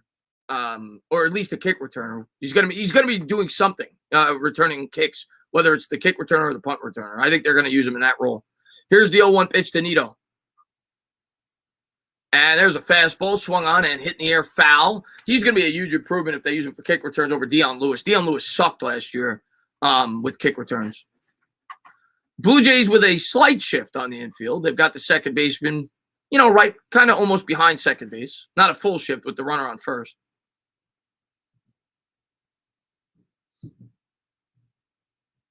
Tony could have 10 touchdowns over. That'd be nice, Tony. Here's the 0-2 pitch to Nito. Stripling from the stretch.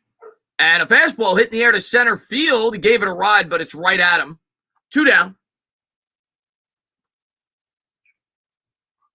As Springer holds that one in. 2 down here in the bottom of the 5th. Good swing there by Nito. He just hit it right at him. My college football, I'm not a huge college football team, but Notre Dame. I'm trying to get more into college football this year, though. I'm going to try to make it an effort to watch more college football this year because I want to get to know the prospects better throughout the season. But I'm not a huge I never was a huge college football fan. Garamay's coming up here for the Mets. Runner on first, 2 down here in the bottom of the 5th.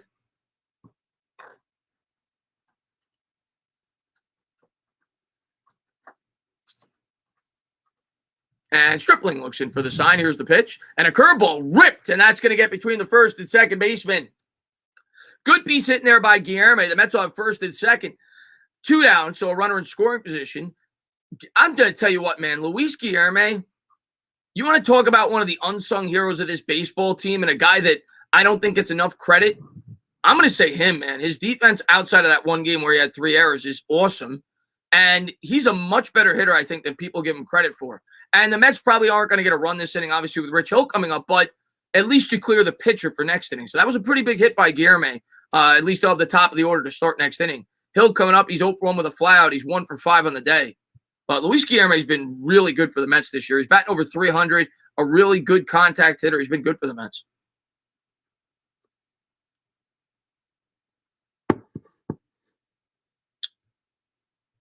Neo's the biggest Nets. I can't stand. I'm still trying to convert her to the New York Knicks.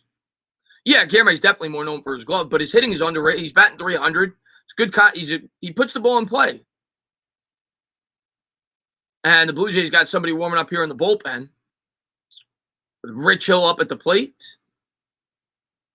as they get a mound visit there. Come on. If Rich Hill actually had a good at-bat his first time up, he looped it into center field. I thought it was going to be a base hit. Obviously not a good hitter. His career almost a 100 hitter. Tana, how did you let her become? I'm still working on it. She's a front runner, man. She likes Kevin Durant. 2 down here in the bottom of the 5th. Mets lead 1-0. Davis will lead off second. Hill steps into the box. And the first pitch is taken high for a ball. 1-0. Come on, Hill. Maybe Hill will help himself out here. Davis with a slight lead off second. Guillerme with a solid lead off of first. Here's the 1-0 pitch to Hill. And that's taken for a ball. Stripling struggling to find the strike zone here. The fastball misses inside, 2-0. I've been good, Ligma. Good to see you, my man. What's up there, Joe Clark? Let's go Giants, man. He says, let's go. That's right. Let's go Mets as well. 2-0 here. Mets with slight leads off of first and second. Here's the pitch to Hill, and the fastball misses outside. Rich Hill with a 3-0 count. With Brandon Nimmo on deck, Stripling struggling here to find the strike zone. I'll take a walk. Come on, baby. You got to take 2 strikes here if you're Hill. Here's the 3-0 pitch. And that was a ball. He called it a strike. It was a fastball. It was off the plate, but he gives it to him. That should have been ball 4 to Rich Hill. 3-1.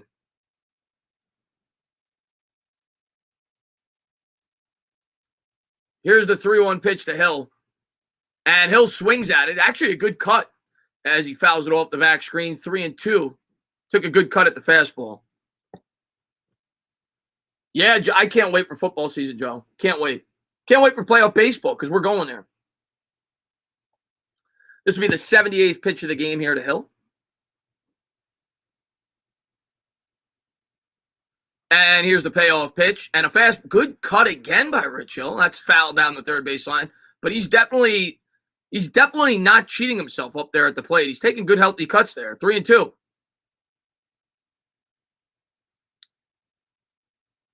Come on, Hill. Little bloop single, maybe?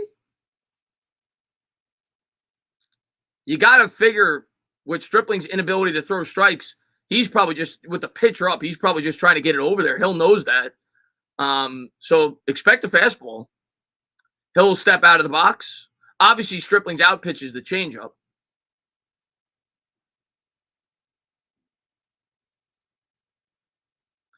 And it'll be a 3-2. And there is I think it was a curveball in the dirt, and he got him to chase. It was out of the zone. Obviously, you can't get too mad at Hill. He's the pitcher. Actually had a good at-bat there. We'll go to the top of the 6th. The Mets lead 1-0, but at least at a bare minimum, you were able to clear the pitcher, and hopefully Hill could keep it going. Let's change the inning. We go to the top of the 6th. Mets offense continuing to struggle in this series, though. Benjamin, stand up, old member. Thanks, Benjamin. I appreciate it, man. What a terrible call, man. He should have walked on 4. Yeah, it should have been ball 4. There are certain pitchers that are not automatic outs. Sometimes Rich Hill could surprise. He's had some good cuts today. I'll say, obviously, I haven't really watched Rich Hill bat because he's never been a Met on a routine basis, but he's had some decent cuts today. DeGrom's obviously a really good hitter. DeGrom was batting over 400 this year for a bit. Chris Stripling was a Dodger. I liked him, but always struggled with his control. Well, he struggled with it that at bat, that's for sure. Eagles signed Steven. It's not that much big of an impact, Steven. I'm not worried about the Eagles. Unless if they get Deshaun Watson, wake me up. Then I'll be worried, but I'm not worried about the Eagles. Did you see the Polar Bear Pete Derby? Yes, I did. Polar Bear Pete Alonso is meant for the home run derby. He knows it. You can't beat him. He's meant for the home run derby. What's going on there, George? Man, thanks for popping in, buddy. We're going to the top of the sixth as the Mets have a 1-0 lead. They're holding on, but Rich Hill's the type of pitcher where if he loses control for an inning, things could go south real fast. So obviously, as a Mets fan, you're still nervous, going up against this Blue Jays lineup. Yanks got a no-hitter through 5. Awesome. What's going on there, legendary Watermelon Man? Thanks for popping in. Let's go, Polar Pete. I haven't seen Sabrina. She'll pop in during football season. Sabrina's a big Giant fan. She's a Red Sox fan, so here we go to the top of the sixth. Mets lead 1-0.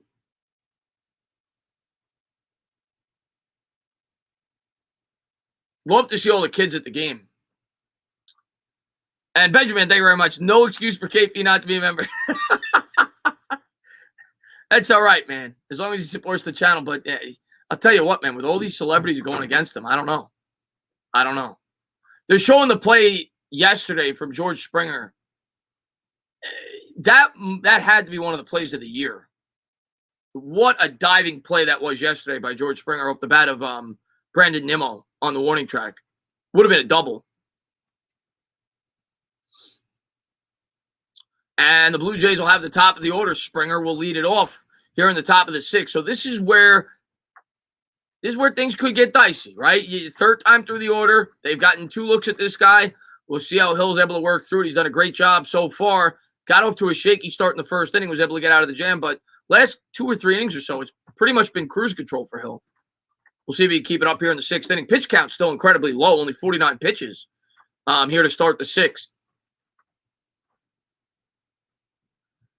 As Springer will lead off the inning, Hill looks in for the sign. Nito will line up outside. Here's the first pitch. And completely lost control there of that curveball. That was way upstairs. 1-0. Giannis, yes. I'm not going to stream the first preseason game because I have plans, but I'm going to be doing the second and the third. Here's the 1-0. And the fastball misses upstairs. 2-0. And I'll be doing that, obviously, every regular season game. And I'll be doing streams before the first preseason game for sure. Probably the day, maybe even the day of, like a midday stream. I haven't decided yet, but I can at night. Here's the 2-0. And a fastball swung on, hit in the air. Nito's going to give it a look back by the net, but that'll reach the seats. Go about 5 rows deep. 2-1. Springer's been all over the Mets these last couple of games. Had a really good cut there again.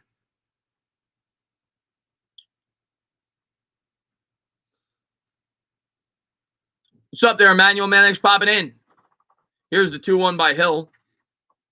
And a curveball hit on the nice pitch there by Hill. Was able to jam Springer as he hit the foul ball down the third base line. 2-2. Good location. Hill's located that curveball relatively well. He's hung it maybe a couple of times, but he's located it pretty well in this game.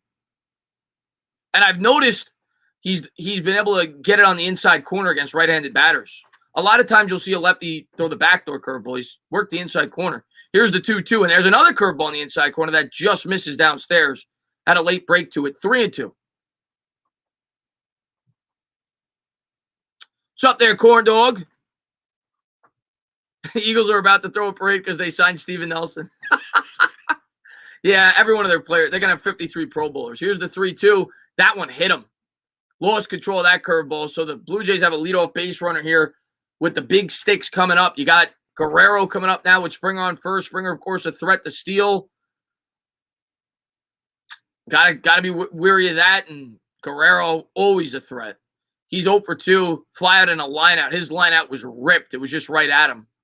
I think it was at Dom Smith, his last time up. He's batting 325, 32 homers, 79 RBIs.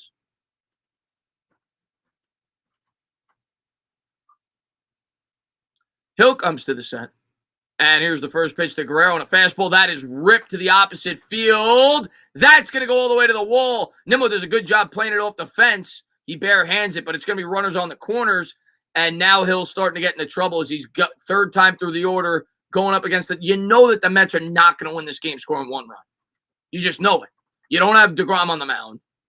And the bats are going to have to get going. But that fastball right down the middle to Guerrero, and he makes him pay. That's batting practice.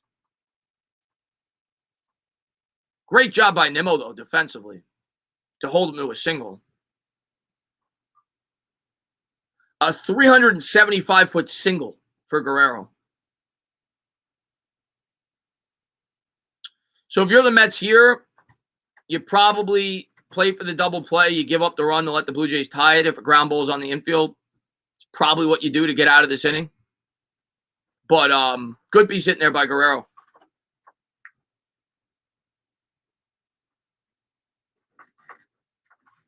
And the Mets have Seth Lugo now warming up in the bullpen.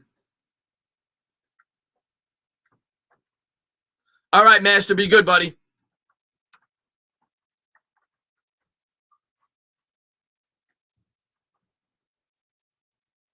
See if Hill could get out of the jam. He's gotten out of a few today, but, you know, against this lineup, it's going to be hard for him to, pitch a shutout.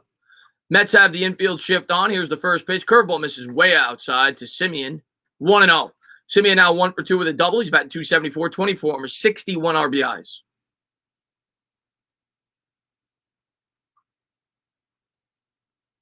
And here's the 1-0. And that misses way upstairs. So Hill's starting to lose it. 2-0. I think the Mets are going to be going to that bullpen soon. Bichette on deck. This is the danger zone here. This is where the Blue Jays have an opportunity to really break this game open. And it's unfortunate because he'll pitch really well, but I was nervous about this inning.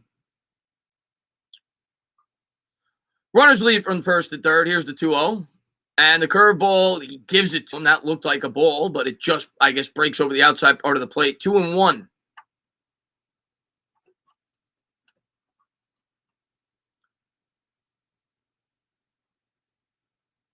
Come on. I'll give up the run here. Give me a double play. Here's the 2-1 to Simeon. And that curve, good break there with the curveball. That hits the inside corner, 2-2. Rich Hill, as he's able to play with the outside and inside corner of the plate. Last 2 pitches with that curveball. Again, a questionable call by the umpire. It was close, though. And it'll be a 2-2 by Hill.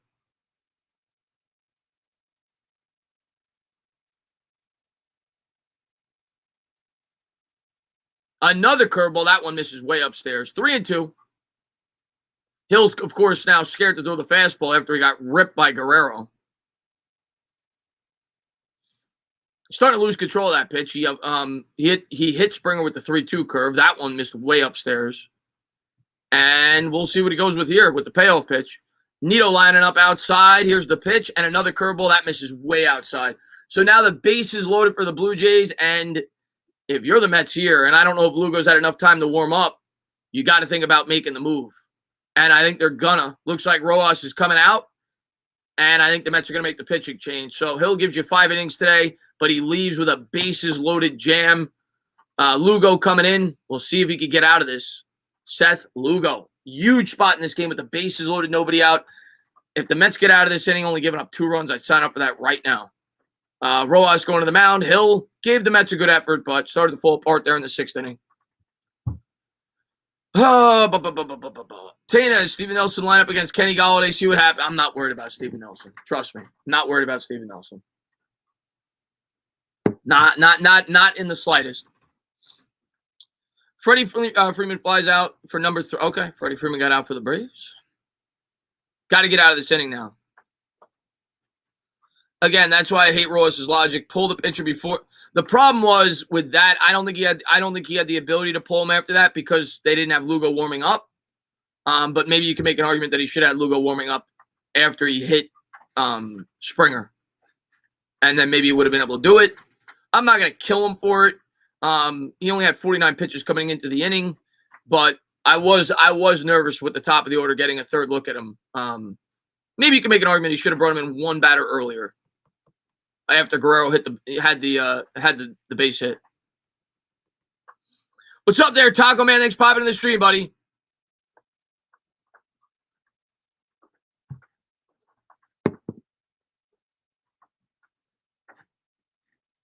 Every player for the Eagles is a breakout player.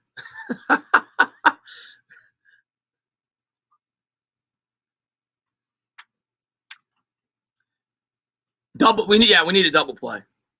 How about a hard ground ball back to the pitcher, home to first? Home to first double play. That would be ideal.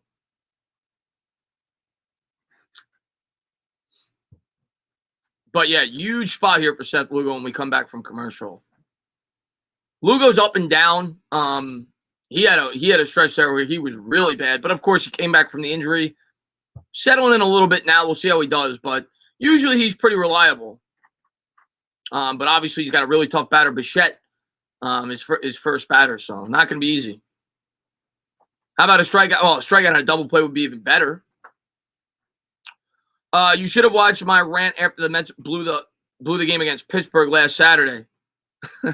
Yeah, that was brutal.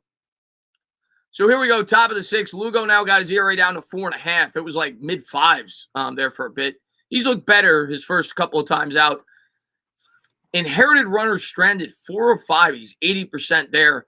This is a tough spot, though. Nobody out, bases loaded with arguably their second-best hitter up. Bichette here up at the plate, bases loaded. Here's the first pitch by Lugo, and that's a nice pitch there on the outside corner. Take it first, strike. 0-1. Looked like a slider maybe. Bichette, 386 this year with runners in scoring position. 46 RBIs, so he's been great in these situations. We'll see what the Mets got in store for him. Nito lines up on the outside. Pitch. Oh, did he get him to chase?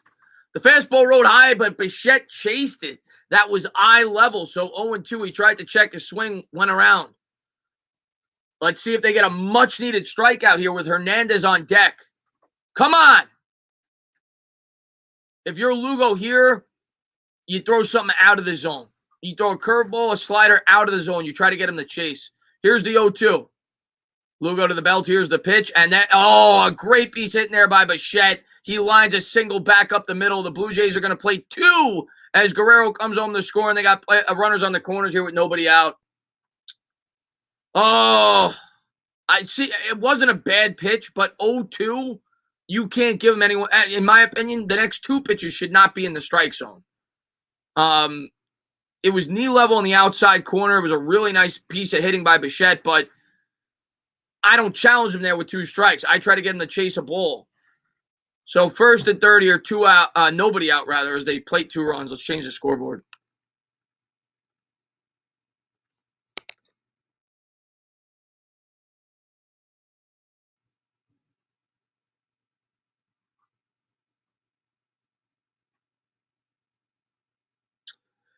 Oh, now we'll see if the Mets play the infield in with the double play still intact.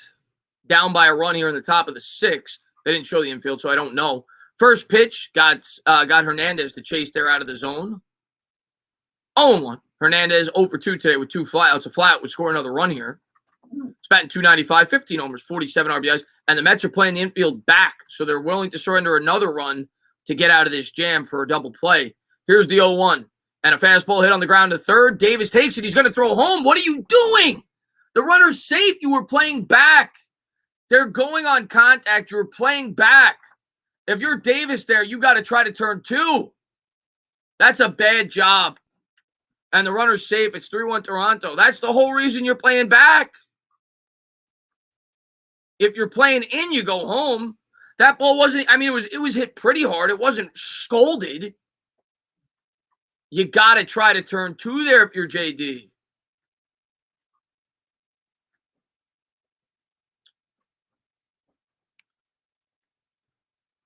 (3-1 Toronto). That's a low percentage play with the infield playing back.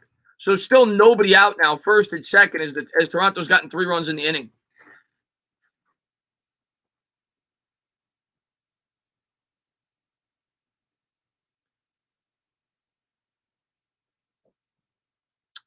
Tough inning here for the Mets.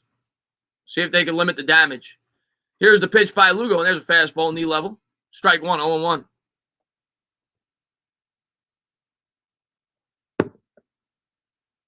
Oh, he dropped the ball. Never mind. He dropped the ball. Nito did a good job there of blocking the plate, though. Here's the 0-1. And he throws it back to second. Nito keeping Bichette honest there as a slider's taken for a strike on the outside corner. 0-2.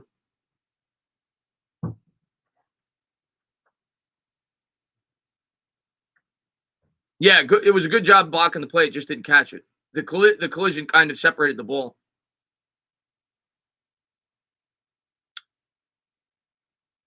Here's the 0-2. Lugo needs to get out of this. And there's a fastball ripped in the air, foul down the first baseline. You only give up if they get out of this with 3 runs, you're not thrilled, but it could have been a lot worse. They give up any more, not good. Espinal on deck here for the Blue Jays. It'll be an 0-2 pitch by Lugo. Need a double play. Here's the pitch.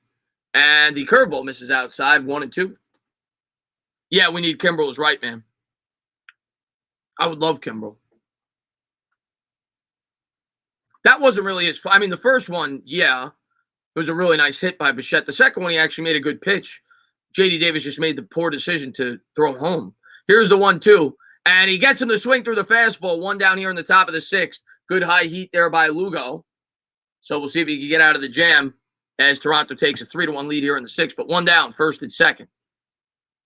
Knicks will get Giannis? I don't think so. But we could dream. As Grichuk goes down for the Blue Jays, that'll bring up Espinal, who's batting .322. He's 0 for 2 today with 2 flyouts.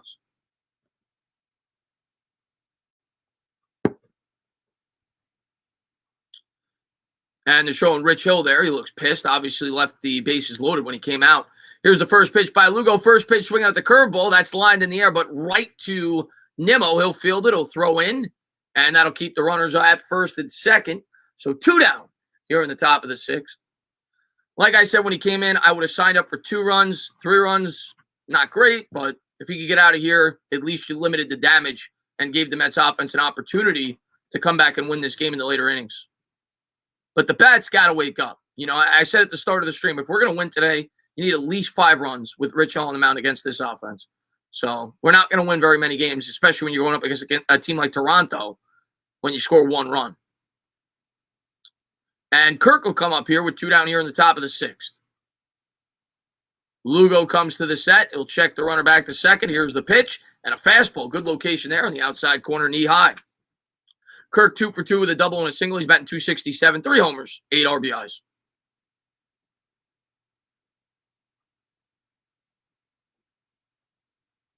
Here's the 0-1 by Lugo. And a fastball swung on, hit in the air down the first baseline, foul. Biggio on deck. Come on. Lugo looks in for the sign. Mets trying to hold a 4-game lead. If they could win, they would going into the Braves series. If not, they'll have a 3-game lead over the winner of that game today between the Phillies and the Braves. Lugo comes to the belt. Here's the pitch. Fastball swung on and fouled off the back screen. Good cut there by Kirk. He's looked good up at the plate today. He's taking some good swings. Lugo means blown save in Greek.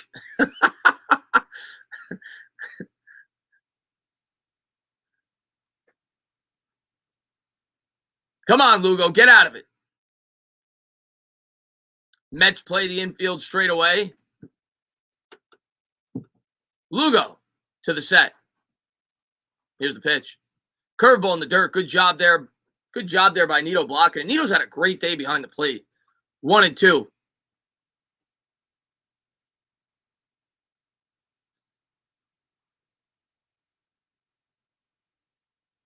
Bro, take a joke? Oh, you must be talking to somebody else in the chat. It'll be a 1-2 from Lugo. He wheels and deals. Fastball just misses downstairs. 2-2. We actually need the Phillies to win. We can't have a 5-game series with 3 games over the break. I mean, either way, it really doesn't matter to me. We're going to have to beat the break. We have to win at least 3 of those 5 games. Got to. Can't let them gain any ground in the series. It'll be a 2-2. Obviously, you want to get this win, but the big games are coming up. That 5-game series against the Braves is gigantic. And if I don't go to the game tomorrow, which I haven't decided yet if I am, I'll probably stream the doubleheader. I might. If I'm not going tomorrow, I'll probably stream the doubleheader. That's a huge game tomorrow. Both games at 5 and 8 o'clock. Probably our 2 biggest games of the year. It'll be a 2-2 to Kirk. Here's the pitch by Lugo. And a fastball swung on, hit in the air down the first base line. That'll reach the seats. Foul.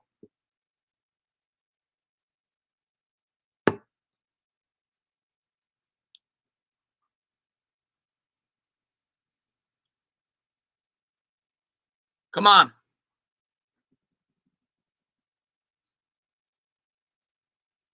Because we all know as Mets fans, our schedule gets brutal mid-August. You got the Dodgers and the Giants, I think, for about 12 straight games. Here's the 2-2 from Lugo. And a fastball swung on, hit in the air by Kirk. That's going to hang up there for the left fielder, Dom. Nimmo's going to call him off. Nimmo's there. That'll do it. That'll take us to the bottom of the sixth. The Mets trail by 2, 3-1. Daniel Jones is geared up for a monster year. I sure hope so, man. I sure hope so. I think Daniel Jones is going to have a good year. I really do. I don't want to use the term monster because I don't want to set expectations way too high, but I think Daniel Jones is going to have a good year. I think he's going to have 30 touchdowns. But the thing that worries me about Jones this year is not even Jones himself. It's the line. That's the biggest question mark for me. And obviously health, right? To the skill position players. But the offensive line is the biggest worry for me going into the year. It's time for the cut. Let's go, man. Rojas gets way too much hate. Yeah, I don't listen. Rojas definitely does some things that piss me off, but what I'll say about that is that's going to be most managers. Almost any manager is going to do things that piss you off. It's very rare that when you watch a baseball game, you're going to be like, oh, this manager is brilliant. We won this game because of the manager did this, and it could happen. The one thing that I like about Rojas, and it's the same thing that I liked about Terry Collins, it seems like he gets the players to really play hard for him. And I think that's the most important attribute a manager could have. I had a lot of friends that couldn't stand Terry Collins for a lot of the same reasons why fans can't stand Rojas, the way that he manages the bullpen. And trust me, there's times where I'm pissed off. I was pissed off the other night when he made a quick change to the bullpen. But overall, I think the team does really play hard for him. I think that's the most important thing for a manager in baseball. Josh, man, thank you very much, man. I appreciate it. We have to score, man, especially after Ross Stripling. We can't expect six scoreless from our. I agree with you. We got to score. We have to put some runs on the board today. Every fan in the league hates their manager.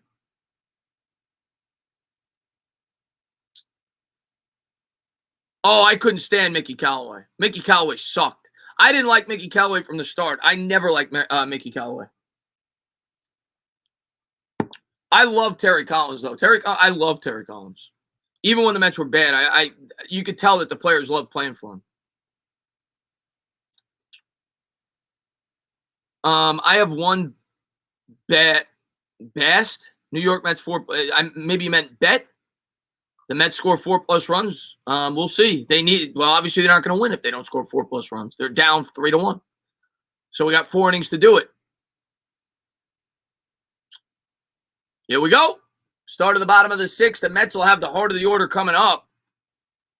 1, 2, 3. Top of the order. It'll be Nimmo, Conforto, and Pete Alonso. So we'll see if the Mets could do the same thing the Blue Jays did, right?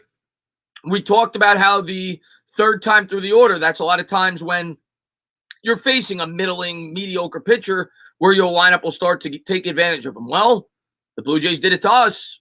Now it's our turn, right? Stripling's pitching to a 5 ERA. He's not a guy with overpowering stuff. It's our third time through the order. Now, they went to the bullpen. They got Baruki in. So they go to the lefty. Oh, actually, he came in last inning, didn't he? If I'm not mistaken.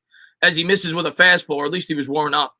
The fastball misses high and tight. So this is his first pitch. He was warming up last inning. So they do go to the bullpen.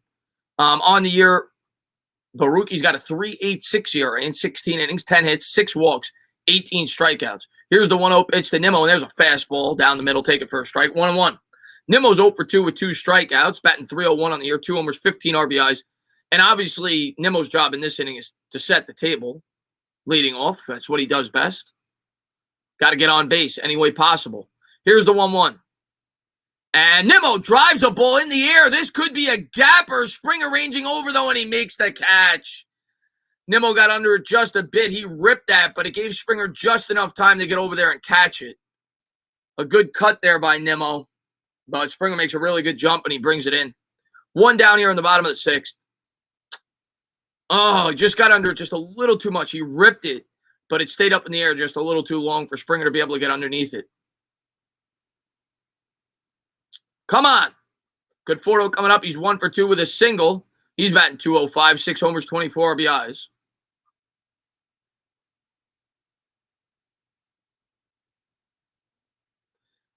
And here's the first pitch to Conforto, and there's a fastball high and tight. Conforto had to get out of the way, 1-0. 94 on the gun there by Baruki. Yo, Callaway sucked. Merry Mickey, I called him. He was always smiling, even when the team would lose 15-0. Here's the 1-0 pitch to Conforto, and there's a fastball, misses outside. Baruki's had some control issues, it looks like, early on with these first two batters. Having trouble locating the fastball. 2-0. Jacob Barnes warming up in the bullpen. Obviously, Baruki's got to face at a minimum one more batter, so Alonso get a lefty-righty matchup. And the curveball misses, almost hit Conforto with the curveball. So that's the second time he nearly hit Conforto. So he's definitely struggling to find the strike zone. 3-0. Give Pete a chance to tie it up with one swing of the bat. It'll be a 3-0 pitch here. As Baruki looks in for the sign, here's the pitch. And that's taken. I hate this freaking camera angle, but it was a strike. You can't see where it went, but it was a fastball. Taken for a strike. 3-1. Alonso on deck. Stand up. What's going on, Jedi? Glad to see you. Here's the 3-1 to Conforto. And there's a fastball. And that's off the outside corner. The Mets will have a base runner. So the tying run comes to the plate here in the bottom of the sixth as Conforto works a 5-pitch walk. Alonso coming up for the Mets. Let's go. OJ Simpson in the chat. What's going on, OJ? He agrees with me. He says the camera angle sucks. So here's Pete. Pete, of course, obviously the biggest power threat in this lineup. And he's got a nice matchup here, a lefty-righty matchup. We'll see if he can take advantage of it. Pete today, 0 for 2 with a strikeout and a ground out. 263, 21 homers.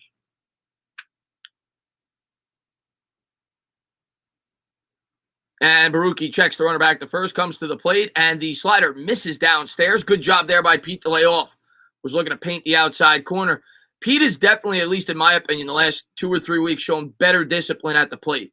I think he went through like a month stretch there where he was swinging at the first pitch almost every time he came up. He's definitely reeled in his game a little bit. He's been more selective with the pitches he swings at, and you've seen him benefit because of it. It'll be a 1-0 pitch here to Pete. And here's the pitch by Baruki. Here's the fastball, and that misses inside. 2-0. He is really struggling to find that strike zone. Yeah, I remember Jacob Barnes. If you're Alonso here, you're sitting dead red. You know, you got a pitcher here who has thrown, 6 balls out of his last 7 pitches. You're looking for a fastball right down the pipe here. And if you get it middle in, you're looking to put it over the wall. Here's the 2-0 by Baruki. Looks like the catcher's lining up inside, and there's a slider. Nice pitch there as that just grazes the upper portion of the strike zone. Take it for a strike there. 2-1. Benjamin, thank you very much, man. I appreciate it. He says, I don't know what pisses me off more, Team USA stinking up the joint or KP being a for the last 2 years and it's still a cheapskate. I would go with Team USA, man. I'd go with Team USA. Pretty embarrassing. The basketball team. Here's the 2-1. Oh, Pete had a slider on the outside. He was looking for, it was a little bit outside. It might have been called a strike. The umpire's been giving that to the pitchers all day, but he was looking to pull that. I'm actually glad he didn't put that in play. It was fouled off. Probably would have rolled it over to second base, or shortstop, rather. 2-2, as Pete fouls that off the back screen. Come on, Alonso. Pete, little choke up here. He's choking up a little bit on the bat. Here's the 2-2. And the slider gets away from the catcher. Conforto's going to advance to second. Okay. So it'll be 3-2 now to Alonso. All right. Come on.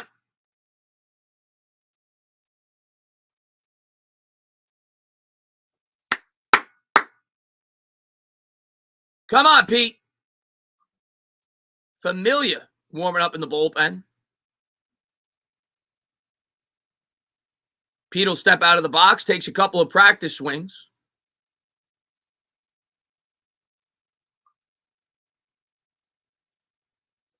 Conforto with a slight lead off a second. And Pete will step back into the box. Again, slightly choking up on the bat. Looking at, single. Single tie gives us a run here. Come on. Here's the 3-2. And a slider drilled in the air down the left field line. High, far, you can forget about it. The Mets tie the game up at 3 apiece. You hang it, Pete bangs it. Let's go Mets, baby. Alonso with a huge 2-run home run. 405 feet down the left field line. Big home run by Pete Alonso. The Mets tied up at 3 apiece. Let's go. The polar bear. Let's freaking go. Huge home run by Alonso. Huge. Love that lefty-righty matchup.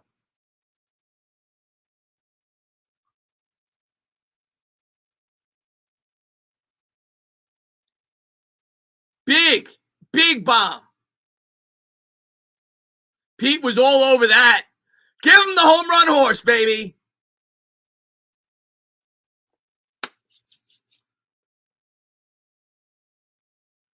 And Dom Smith will step in here from the left side now. 1 out here in the bottom of the 6th as the Mets tie it as the fastball misses outside. Good job there by Dom to lay off. 1-0. Let's go, Pete, baby. Yeah, Rich Hill did solid today. 3 earned runs, 5 innings, but obviously didn't give up any. Left the bases loaded. Here's the 1-0 to Dom, and Dom's been trying to do that a lot these last couple of games. Tried to slap that ball to left field. Was a little late on the fastball. 95 up in the zone. That was fouled down the third base line. Man, does Pete have a nice swing. When Pete is on, man, you can't throw to this guy. You can't throw to this guy. Come on, Dom, break it open. Here's the 1-1. And the slider misses outside. 2-1. Alonso now 91 home runs since 2019, the most in Major League Baseball. Wow, that is an incredible stat. Of course, he had 53 home runs his rookie year. Here's the 2-1 pitch to Dom Smith. And there's a slider taken for a ball in the dirt. 3-1. So Baruki's really struggled to find the strike zone. Dom 0 for 2 with 2 flyouts. Obviously always a threat to take it deep. And so is J.D. Davis, who swung a hot bat, the man on deck. You have to figure Toronto probably goes to the pen after this. Here's the 3-1. And a fastball, he swung through it. Dom was guessing there. He was guessing slider there. You saw like a little bit of a half swing, and then he realized that the pitch was coming in faster than he thought. It was a 95-mile-an-hour fastball, blows it right by Dom. Definitely caught him guessing there. So it'll be a 3-2 here by Baruki. Here's the payoff. And a fastball hit on the ground to second, backhanded, fielded cleanly. He'll flip the first. 2 down here in the bottom of the 6th. I would think the Blue Jays will not allow Baruki here to throw to J.D. Davis, but we'll see if they do. I like the matchup if they do.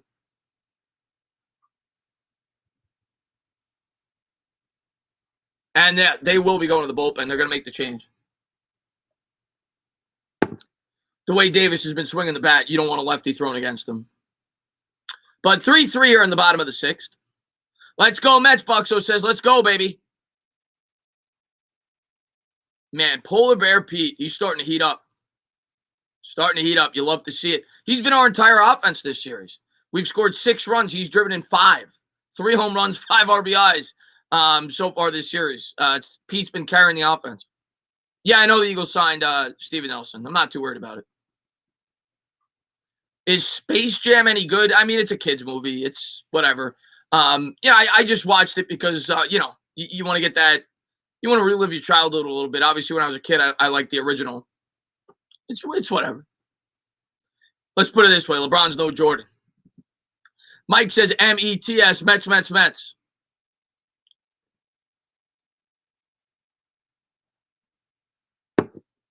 Come on, JD. This was a game that was moving so fast. I think it was the top of the 5th, and we were an hour in. And I was like, wow, this game is going so fast. And now it's the bottom of the 6th, and we're 2 hours in. So the first 4 innings going into the top of the 5th took an hour. The last 2 innings have taken an hour. So that's what happens when you start to get some offense going. What's up there, Mike, man? Thanks for popping in, buddy. Who is better, Allen Robinson? I'd go with Allen Robinson. Brownie, I'd go with Allen Robinson. But Keenan Allen's obviously very good.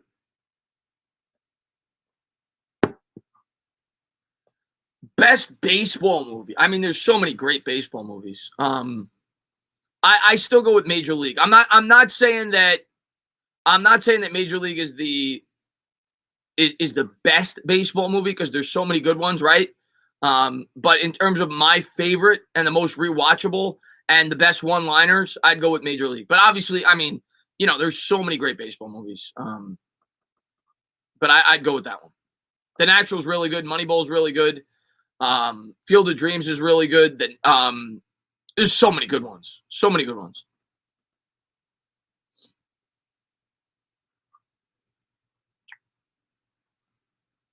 Eight Men Out. That was a good one. The White Sox scandal. 42 is good. Yep. Major League is just like one of those movies, though, whenever I see it on. It's kind of like My Cousin Vinny. It's the same thing. Whenever I see Major League on, I got to watch it. It's just one of those, like, rewatchable movies for me. Jacob Barnes coming into the game here for the Blue Jays. He's got a 5.53 ERA, 27 innings, 26 hits, 10 walks. J.D. Davis will step in. He's 2 for 2 with a double, a single, and a run scored. Got the average up to 369 for all you perverts out there. 4 home runs, 11 RBIs. Here's the pitch by Barnes, and there's a fastball that misses downstairs off the outside corner, 1-0. The Rookie's actually a very underrated baseball movie, which is a true story, by the way. That is a really good movie. Really good movie. That's an underrated baseball movie. Here's the 1-0 by Barnes. Looks it for the sign.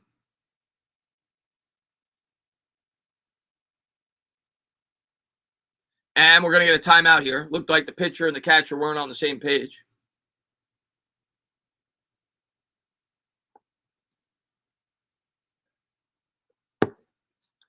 Yeah, Jedi, there's a lot of them. Here's the 1-0 pitch to Davis. And there's a fastball drilled the other way by Davis, but that'll reach the seats. Good cut, though, man. Every time JD's swinging the bat right now, you got confidence. He's taking good, healthy cuts up there. Sandlot. How do I not mention Sandlot? Sandlot's amazing. That's another rewatchable baseball movie. Benny the Jet Rodriguez.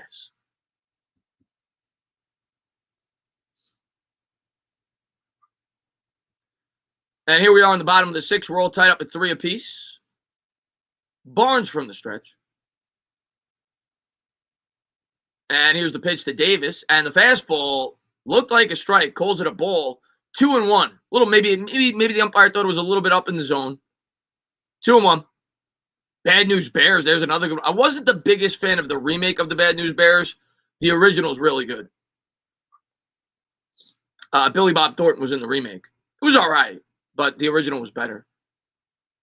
Rookie of the Year wasn't mentioned. That was a movie I liked as a kid. Here's the 2-1 to JD.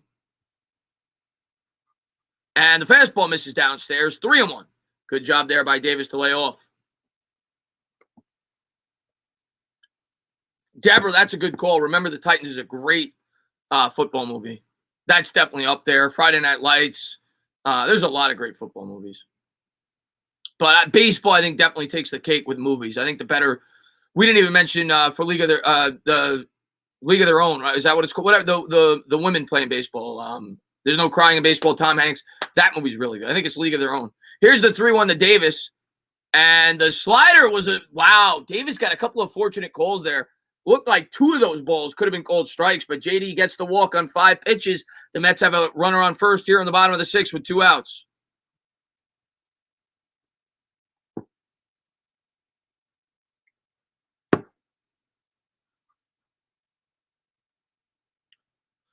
Come on. VR is coming up. He's batting .229, 10 homers, 21 RBI, 726 OPS. 1 for 2 with an RBI single. Yeah, that umpire definitely gave the Mets some favorable calls there. So VR steps in from the left side. He's got an RBI today. Barnes to the set. Here's the pitch, and that misses way outside. 1-0.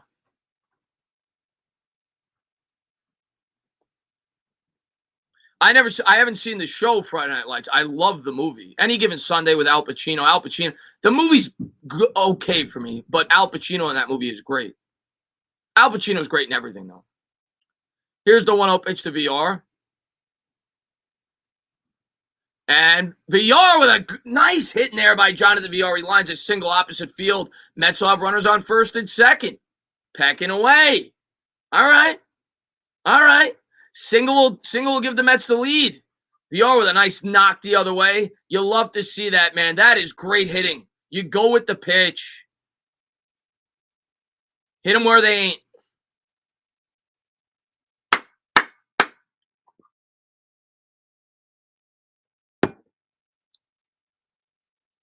Two outs, Isaac. Nito coming up. He's 0 for 2 today. Strikeout and a line out. He's batting 250. Oh, they're going to pinch hit McNeil. So Jeff McNeil is going to get an opportunity here to pinch hit. All right. And they got to leave Barnes in, right? He's only faced two batters. So McNeil's going to get an opportunity. There's a good spot here for McNeil. And if you're Barnes, you got to pitch. I like this move. You know, we talk about, you know, things that Ross does we don't like. I like this move. This is a good move here. In the 6th inning here to bring up McNeil. This is a favorable matchup. More than likely, we'll be able to put the ball in play. I like this matchup. McNeil on the year batting 258, 4 homers, 17 RBIs with a 692 OPS. Yeah, McCann will come in to catch. Come on, Jeff.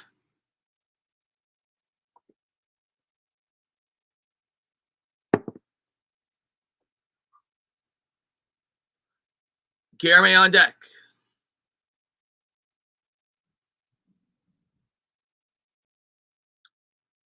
Barnes toes the rubber.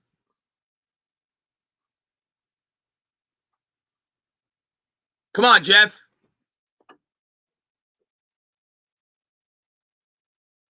Barnes to the belt. He'll check Davis back to second. And comes to the plate. Fastball. Oh. McNeil had a pitch to hit there. He had a good cut. He fouls it off down the third base line. And Jeff knows it. He was pissed at himself. Jeff on an 11-game hitting streak, obviously in danger of that being snapped here in a pinch hit situation. He won't get another crack. He's batting .333 over that stretch with a double, a home run, 7 RBIs. So it's nice to see Jeff starting to come out of it a bit.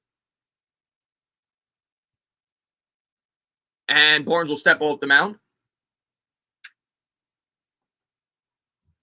Usually I'm in favor of taking a pitch, but that was a good pitch. I don't mind Jeff taking a swing at that.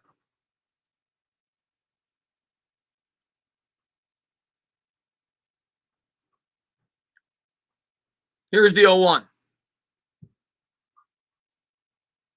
Barnes to the plate. Here's the pitch. And another fastball swung on it, fouled off. That was another strike on the inside part of the plate. So now he's in an 0-2 hole. Jeff got to choke up on the bat now.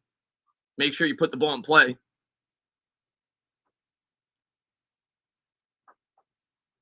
Come on, Jeff.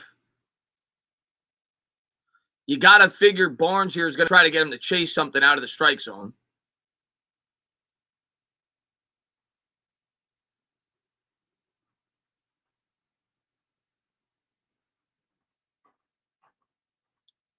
And here's the 0-2 to McNeil, and that's out of the strike zone. Good job there by Jeff to lay off 1-2. High and outside. What's up there, Pokemon? Thanks for popping in, buddy. Jeff always chokes up on the bat. He's really choking up now, though, with 2 strikes. And here's the 1-2, and that's outside. Way outside is Barnes. You know, Barnes does a good job there, I guess, not throwing him a strike, but a bad job in terms of not giving him a ball that he could chase. Both of those balls were way out of the strike zone. So now 2-2. So a good job by McNeil being able to fight back into this count. We'll see if you get a pitch to hit here. 2-2.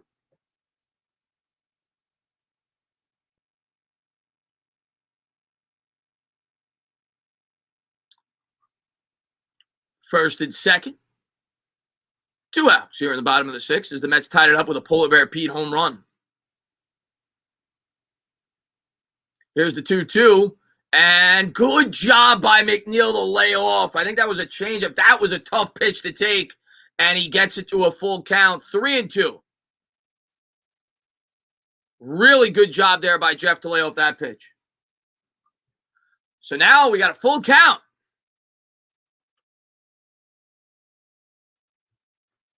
Come on, Jeff. He was in an 0-2 hole. He's now fought back to get it to a full count here for McNeil. Guillerme on deck.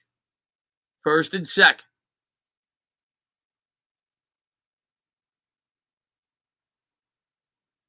Barnes to the set. Checks Davis. Here's the pitch. And that's ripped in the air. That's going to be a capper. That's going to go all the way to the wall. Jeff McNeil. Great job by Jeff. The Mets are going to take a 2-run lead. A 2-out double by McNeil. Let's give Rojas some credit. A great decision there to pinch hit Jeff McNeil in the bottom of the sixth as he brings him up for McCann. The Mets played 2, and McNeil with a huge hit for the New York Mets as they've plated 4 runs in this inning. Let's go Mets, baby. 5-3 here in the bottom of the sixth. Great at bat. 0-2 hole, he fights back. Let's go.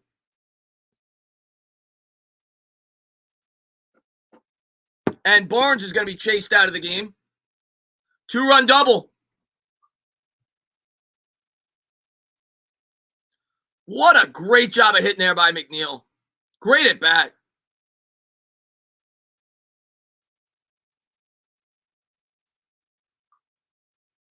So we're going to have a pitching change. We'll talk to the chat. Good job, Mets. Yeah, let's go Mets, Jeff says. Josh says, I mean. I guess the Yankees got a triple. And the Blue Jays make a pitching change. But my Yankees are about to do a no. Are they? They're still throwing a no-hitter? Somebody said in the chat earlier they had a no-hitter, I think, through 5. They still got a no-hitter? Let me flip over real quick. That we got a commercial break. Yankees right now lead 3-0 in the top of the 8th. With a runner on third, nobody out. Torres at the plate. So if they still got a no-hitter, wow, you're only 2 innings away. No-hitter through 7. Wow. So they got a shot there. That would be a hell of a no-hitter against Boston.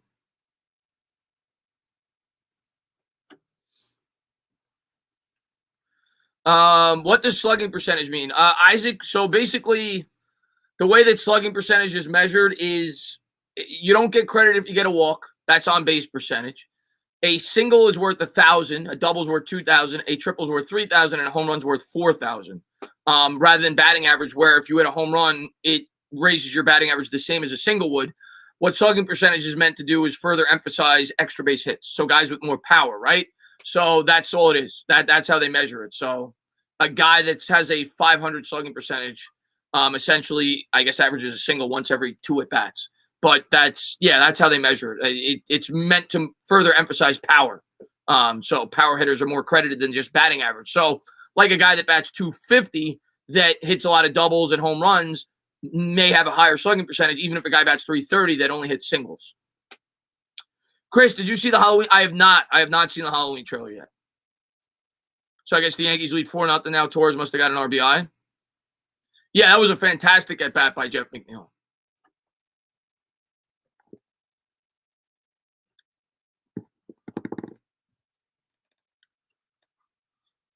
Let's see. What did I do? Oh, I'm a Mets fan, but just been tracking. Okay. Gary Sanchez got a triple. Wow, Gary Sanchez got a triple. And here's Tim Meza, or Miza, I don't know how it's pronounced. In 40 games, he's got a 4.06 ERA, 31 innings, 27 hits. Here's the first pitch to Guillerme, and there's a fastball taken knee-high for a strike. Guillerme's another good guy to have up in this spot. Another good contact hitter, much like McNeil. Yeah, McNeil's nickname is the Squirrel, yep. And here's Meza from the stretch. McNeil in scoring position, so the Mets may get more runs here. And he tries to inside out a fastball. That's foul down the third baseline, 0-2.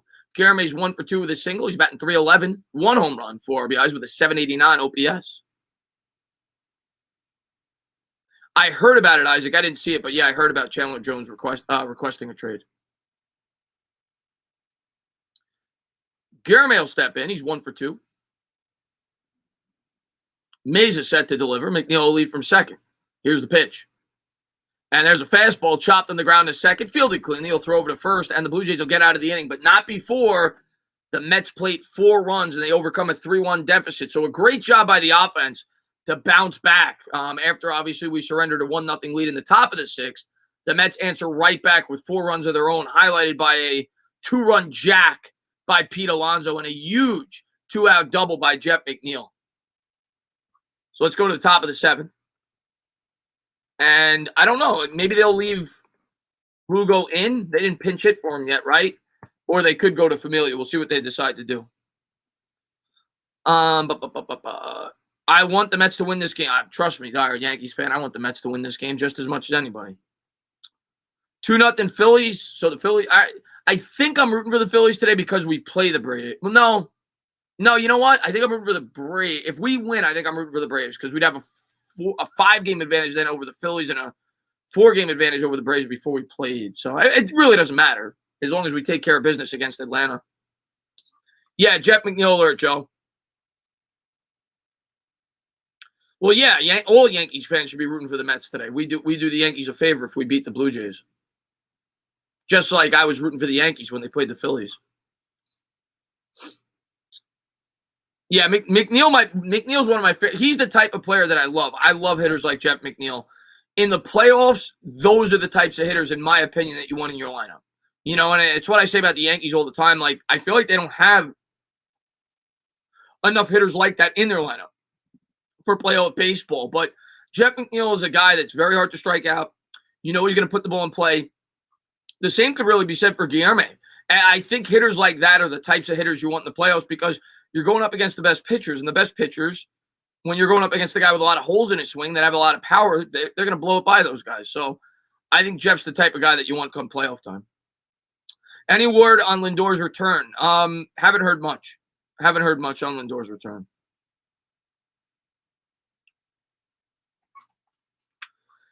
So here's the Blue Jays box score. Springer's 1 for 2 with a run scored. Guerrero's 1 for 3 with a run scored. Simeon's 1 for 2 with a run scored. Bichette's 1 for 2. So the top of the order's done all the damage.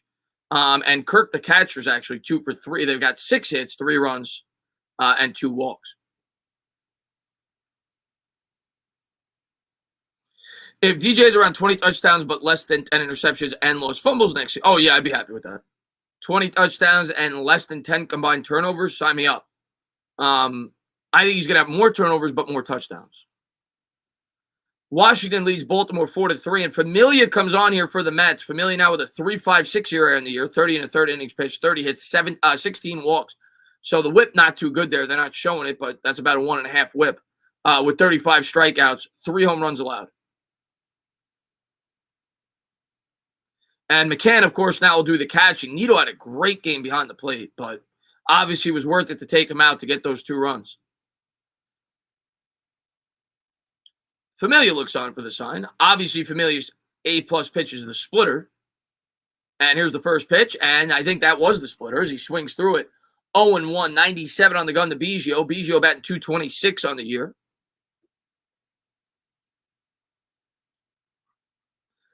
Thor's not out. He might be, but from what I've heard last I heard, Thor hopefully he'll be back in September. Here's the 0-1. And there's another splitter, chopped on the ground, foul down the first baseline, 0-2. Yeah, man. Good grit by this Mets team today. They've done it all year, man. They fight every game. 0-2. It'll be the top of the order for the Blue Jays after this. Springer in the on-deck circle.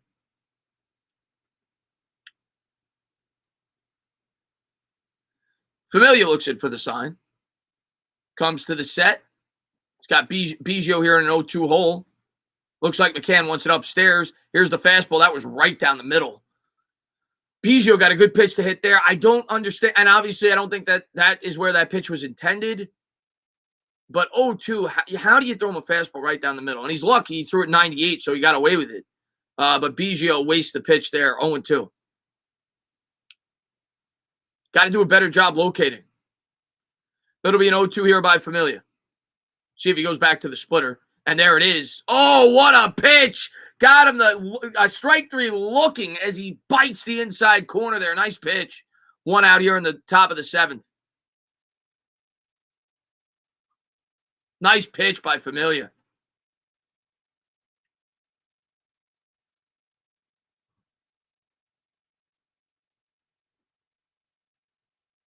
Yeah, Craig Biggio actually came from Long Island, his father.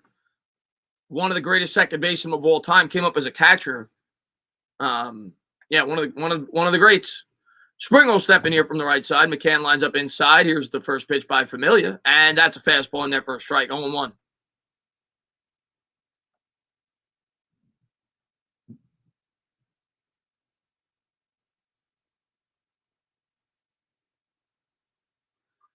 Here's the 0-1 pitch to Springer.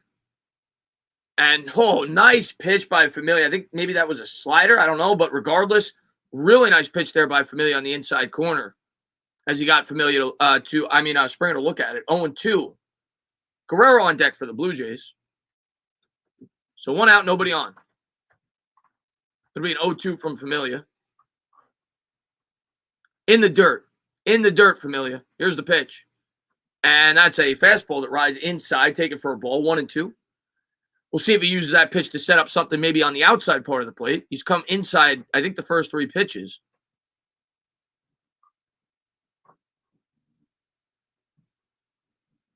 So it'll be a 1-2.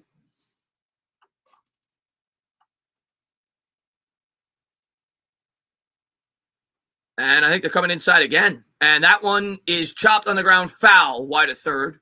98-mile-an-hour heater. Good piece of hitting there to stay alive.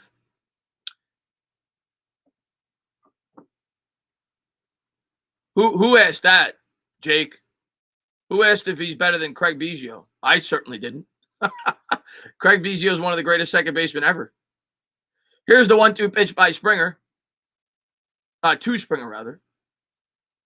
And that is the slider in the dirt, taken for a ball off the plate, 2-2.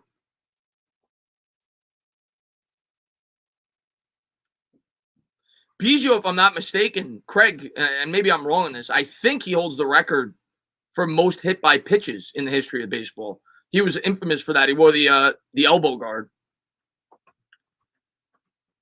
Here's the 2-2. And a nice pitch there. I think that was the splitter. Good late break to it as he got Springer to swing over the top. 2 outs here in the top of the seventh. Familia with 2 strikeouts.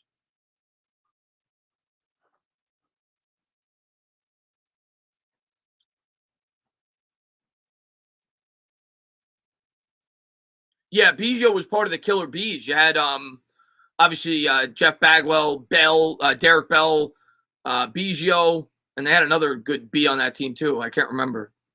But yeah, Biggio and Bagwell, of course, infamous with those Astros for years.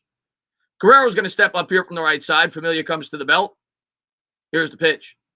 And a nice pitch there. I think that was the splitter again as Guerrero fouls it off down the third baseline. Familia's look good this inning. He's definitely been on top of his game going up against the top of the order for the Blue Jays. He's at good command. Guerrero 1 for 3 today with a single and a run scored. Billy Wagner, yeah. Lance Berkman, that was the other one. Lance Berkman. Fat Elvis, people used to call him. He looked like Fat Elvis.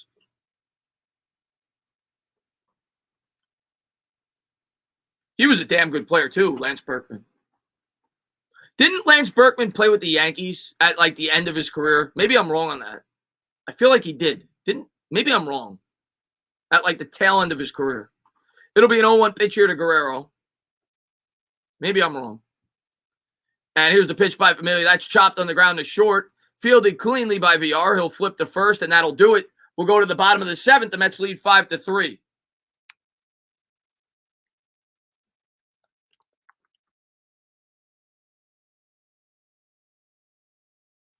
He did? Yeah, I thought he did at the tail end. So the Yankees no-hitter got ruined.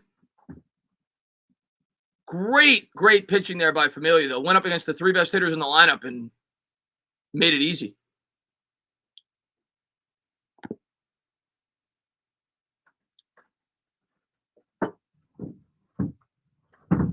I'm not sure. Was Bichette an Astro? Well, obviously Bichette's best years were with the Rockies. I don't know if he was an Astro. I don't think so. I don't think he was. Another good hitter with the Astros who actually, I don't know if the record still stands. And I'm sure if Deborah is still in here, she'll know. You want to talk about a Met fan she must be like the biggest diehard Met fan ever. I was super impressed with her yesterday. Richard Hidalgo. I think he still holds the record, but that maybe I'm wrong. I know he did at one point for most consecutive games with a home run by a New York Met. I think it was like 5 games in a row. He had a home run. He was a good player on the Astros as well. He had like a 44 home run season with the Astros. Ken Caminiti, third baseman. Yeah, man. They also had Alou on the Astros. Moises Alou was with the Astros for a bit, too.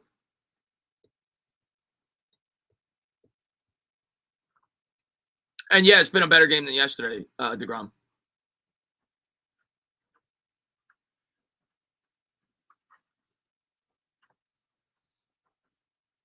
Solo run by Austin Riley.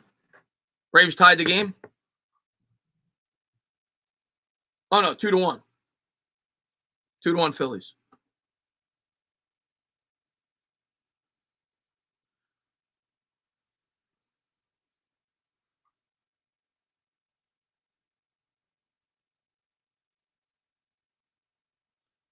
If I pitched this game, it would be 5-0. You're probably right, Jake. Phillies bullpen sucks.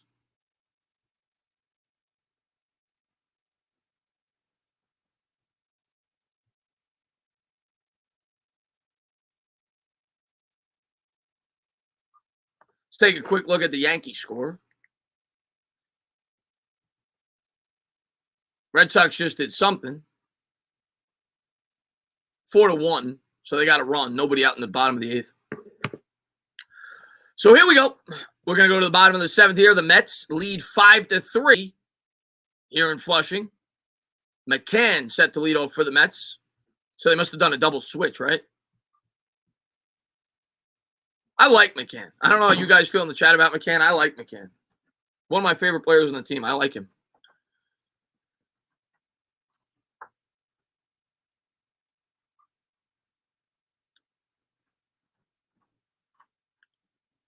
Come on, baby.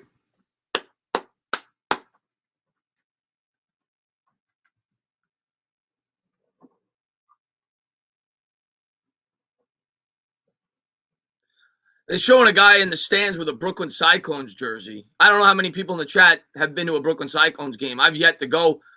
They're now actually the high A-ball team. They used to be like the lowest tier of the minor league system. I got to go to one of those. I haven't been to a Brooklyn Cyclones game before.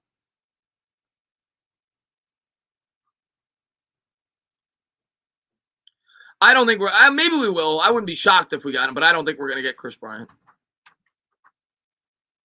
I think we're going to get bullpen help. That's what I think we're going to get. 4-2, Yankees gave up another run.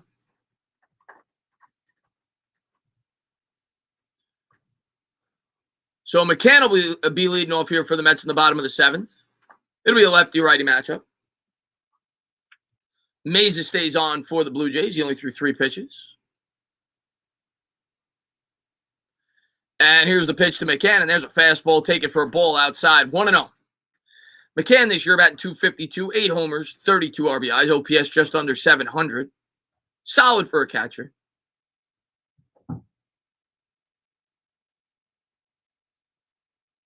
Here's the 1-0. And there's a fastball again taken for a ball. Meza trying to paint the outside corner as McCann lays off 2-0.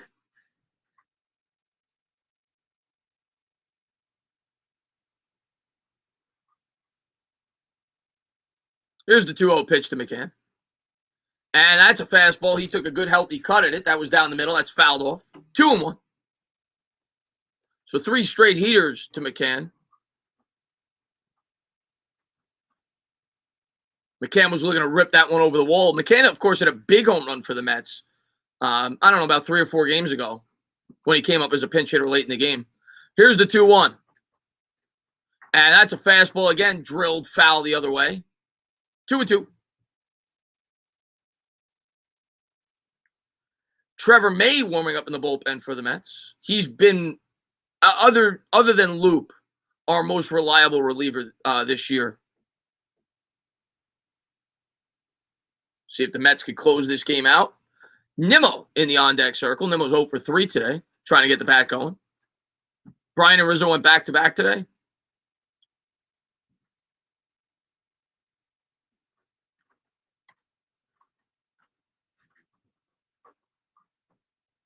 Ray West said, told you, Ray called it, man. What's going on, Ray?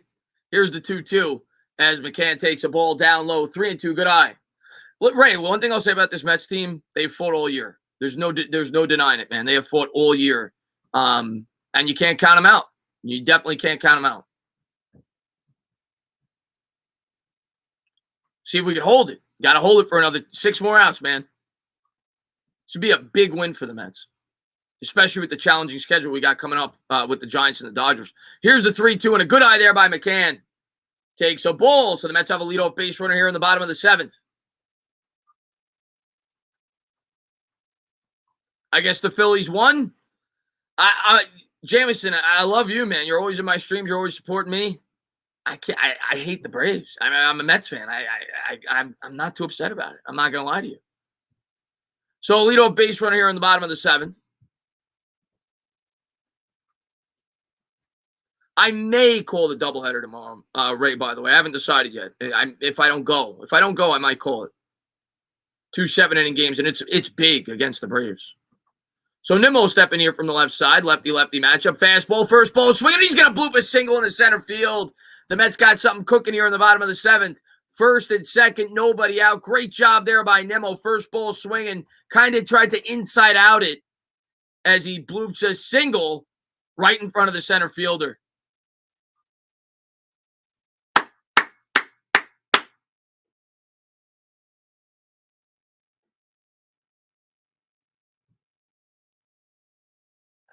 Love Nimmo. Friggin' love this guy. Now we got Conforto coming up. Conforto's 1 for 2, a single, a walk, and a run scored. He's batting .205, 6 homers, 24 RBIs. And here's Meza from the set. Here's the first pitch, and a fastball just misses inside as Conforto's able to check the swing. 1-0. Meza now at 11 pitches. Mets off to a great start this inning as they're trying to open it up. And he'll step off the mound.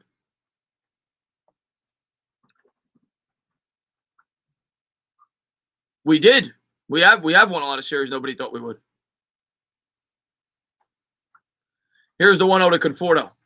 And there's a fastball. They called a ball. Thought it painted the outside corner.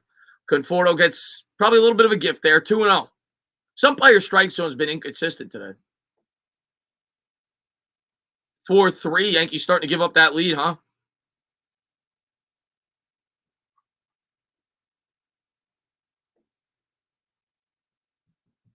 Yeah, I haven't looked at the prices yet, Ray. Here's the 2-0 as Conforto bloops it in the air. Bichette's there. Good range there by the shortstop. He'll field it cleanly. 1 down here in the bottom of the 7th. I haven't looked at the prices yet, but I mean, buy one, get 2 games, a big game series like that against the Braves. I'm contemplating it. But 1 out here in the bottom of the 7th.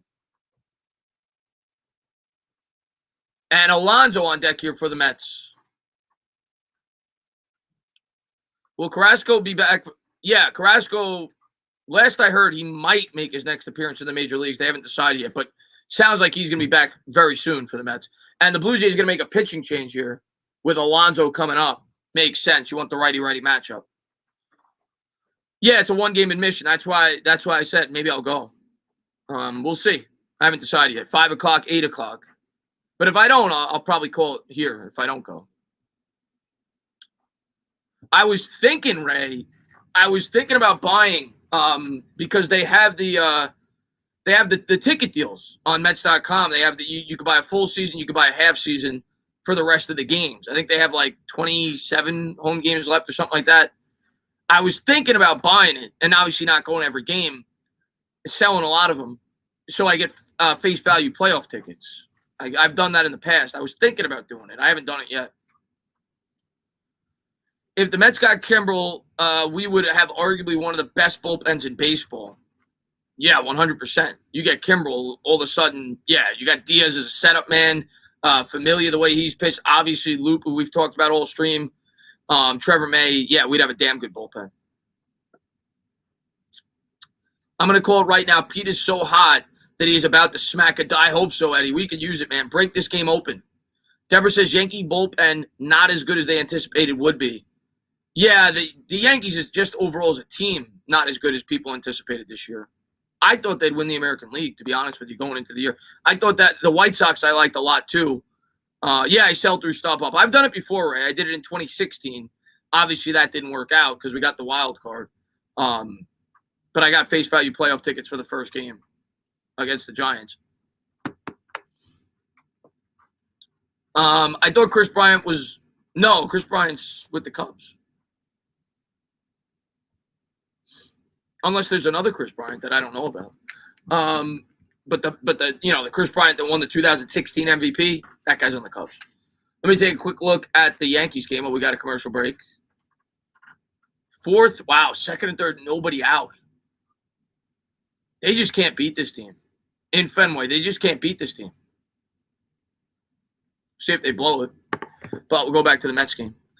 Can't wait till Thor and Carrasco definitely fill out this rotation. What's going on, Jeremy, man? Thanks for popping in, buddy.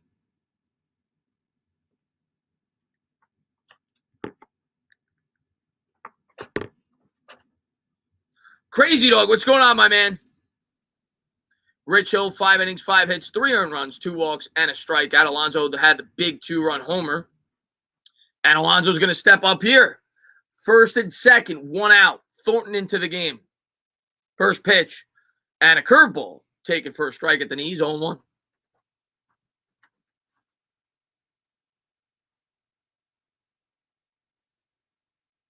Yeah, they did. But they've struggled with Boston this year.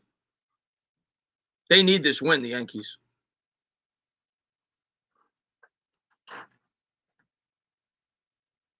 And here's the 0-1. And the curveball just misses inside. 1-1. Thornton on the year pitching to a 4.78 ERA, 37 2/3 innings pitched, 40 hits, 14 walks, 41 strikeouts. He's done a good job with inherited runners. 7 of 7 have been stranded. Not the best of statistics, though. Definitely very hittable. It'll be a 1-1 here to Alonso. Thornton comes to the set. Here's the pitch. And a nice curveball there. You got Pete to chase out of the zone, 1-2. Good late break to it.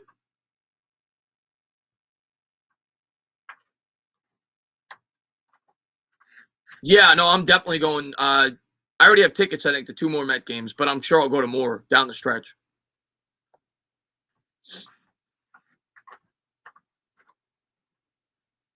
It'll be a 1-2 here to Alonso. Thornton to the set. Here's the pitch. And a curveball hit the other way by Alonso. Springer. Oh, a diving grab by Springer in center field. This guy, and it wasn't nearly as spectacular as the catch yesterday, but this guy has killed us, man, with his defense in this series. Guy's a good center fielder. I don't know if he had to dive, but either way, Pete made really good contact there, and Springer kind of circled around that ball and made a diving grab. So 2 down.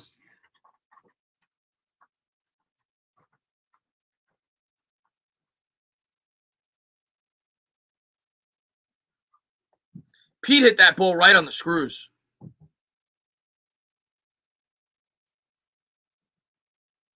Yankees gave up the lead. I hate, yeah, Springer's killed us this series. Obviously, people don't like him because of the scandal.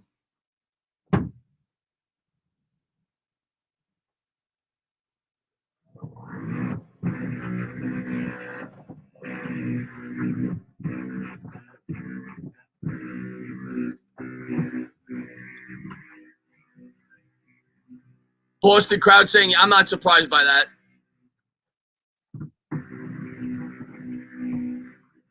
Dom Smith coming up. He's 0 for 3, 2 flyouts and a ground out. Batting .253, 11 home runs, 44 RBIs.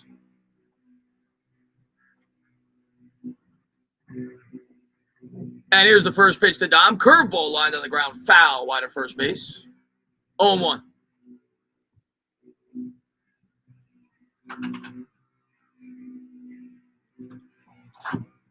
I wish someone could hit Springer with a trash can.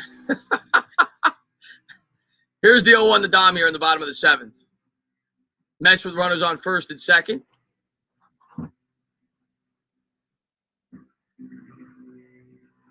And the curveball misses outside, 1-1. There's a video on YouTube where the Mets played the Red Sox in Fenway. I was at that game. Well, I'm sure they've done it at several games. But I was at a game at Fenway Park where the crowd in unison said that. I actually went to the whole series in Fenway Park.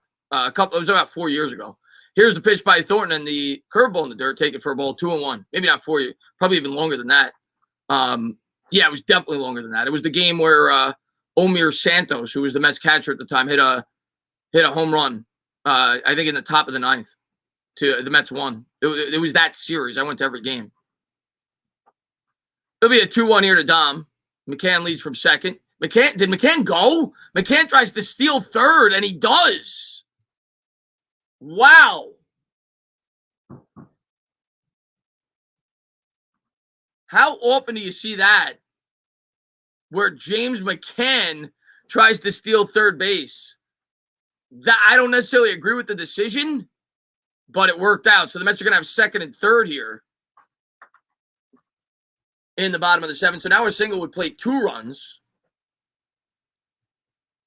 And I think the Blue Jays are going to challenge this. It was close.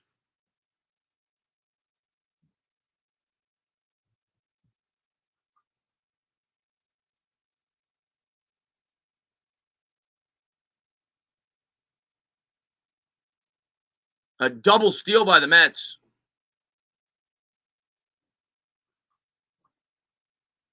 You got it, Coffee. Thanks for popping in, buddy.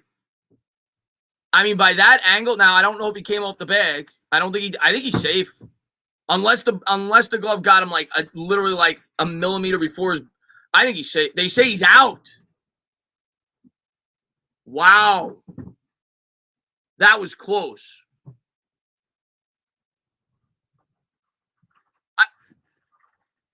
How is he out? He is. He literally like a millimeter before he touched the base. When they freeze frame it, you could see it. He was just out. Not a good decision by McCann. I didn't like that decision. He's obviously not fleet of foot. A single is probably going to score him anyway because you go on contact. I didn't like that decision by the Mets. When you freeze frame it, you could see it, but it was so close, Josh. Let me change the scoreboard. We're going to the top of the 8th.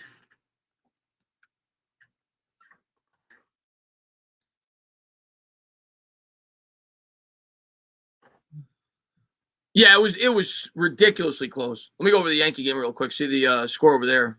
I know you said it was 5-4. I guess they made a pitching change. MH, what's going on, buddy? I'm a Yankees fan, but I'm rooting for you should. Oh, you're rooting for the Mets this year. Well, you do whatever you want in terms of that. But today, all Yankee fans should be rooting for the Mets. A Blue Jays loss is good for you guys.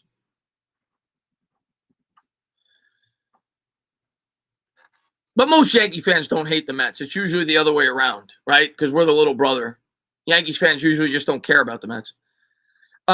Must be rough to blow all the... Oh, you're talking about the Yankees. Why do you have a catcher steal? I don't know if that was cold or I don't know if McCann did that on his own. My guess is McCann probably did it on his own.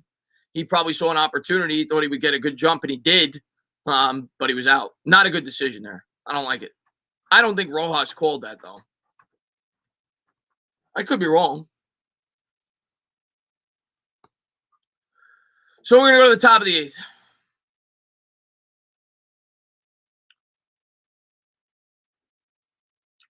We'll see if May can keep it going. May's been great.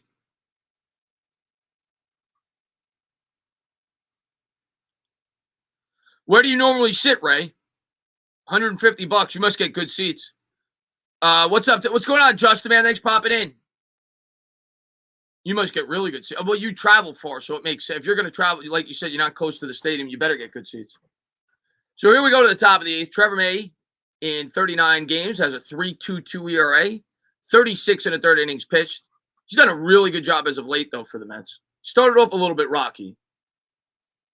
We'll see if he can keep it going. He actually saved the game, I don't know, about 4 or 5 games ago. Simeon's going to lead off here for the Blue Jays. McCann lines up outside. Here's the first pitch. And a fastball swung on and fouled off the back screen. 0-1. Oh, I'm sure Bad Dog's pissed. Simeon's 1 for 2, a double, a walk, a run scored. He's batting .274, 24 homers on the year.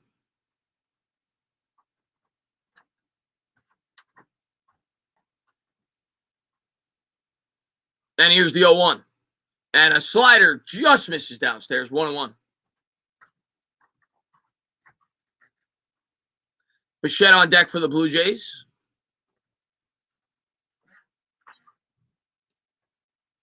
May looks in for the sign. Here's the 1-1. And a fastball. Simeon tried to check his swing. It went off his bat, 1-2.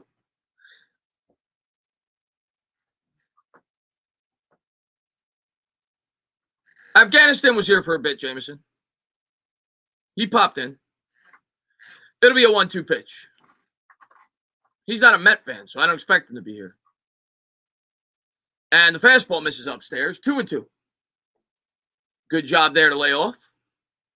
Who's that pitcher that threw a ball but I don't know which pitcher you're referring to. There's been a lot of missed calls in this game. Come on, May.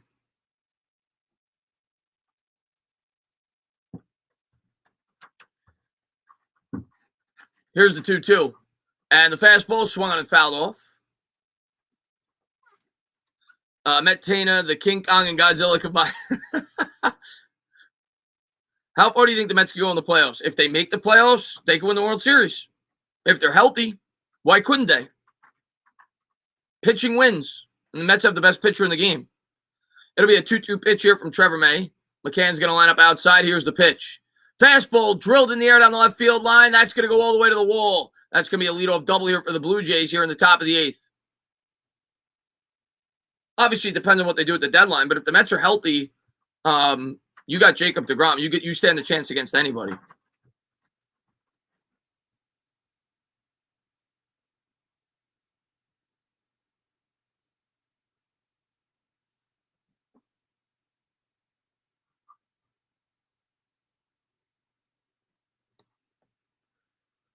So not a good start here for Trevor May as the Blue Jays with the leadoff double. And he's still going to have to face some good hitters here. Familia looked great last inning, going against their top 3 hitters in the lineup. But now May in a jam here. Runner on second. Nobody out here in the top of the eighth. Bo Bichette coming up. He's 1 for 2, a single, a walk. He had a big home run yesterday.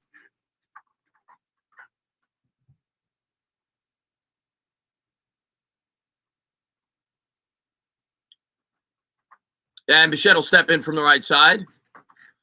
Simeon leads from second. Here's the pitch. And a fastball, first ball swing, and he lines it between first and second. That's going to does not score a run. Simeon holds up at third, but they're going to have runners on the corners here. Nobody out. So May struggling here. Got a fastball up in the zone, 96 on the gun. Bichette does a good job going the other way. You can never count this Blue Jays team out. The lineup is just too good.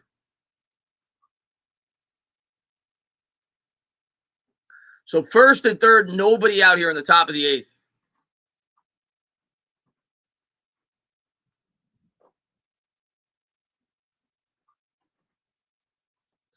Yeah, May, like I said, as of late, May's pitched very well, but not today. Not a good start. And I doubt the Mets have anybody warming up yet, so May's going to have to get out of this. Now he's going to face Hernandez. If you're the Mets here, obviously you surrender a run here for a double play if you could get it.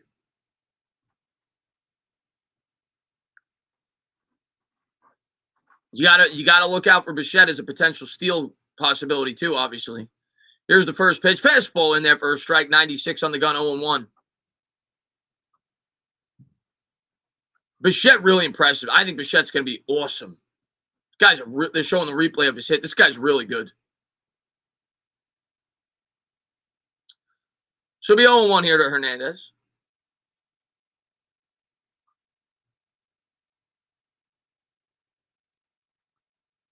McCann lines up right over the middle of the plate here. Here's a pitch. And a fastball upstairs, and he hits it. That was out of the strike zone, and he drills it to center field for a single. So now the Blue Jays first and second, nobody out, 5-4. And May's in trouble. And now we're going to get a mound visit. And if you're the Mets, you better have somebody warming up. I don't know if it's Diaz. I don't know, but you better have somebody warming up right now. Hernandez went up and got that. That wasn't even in the strike zone. He drills it to center field.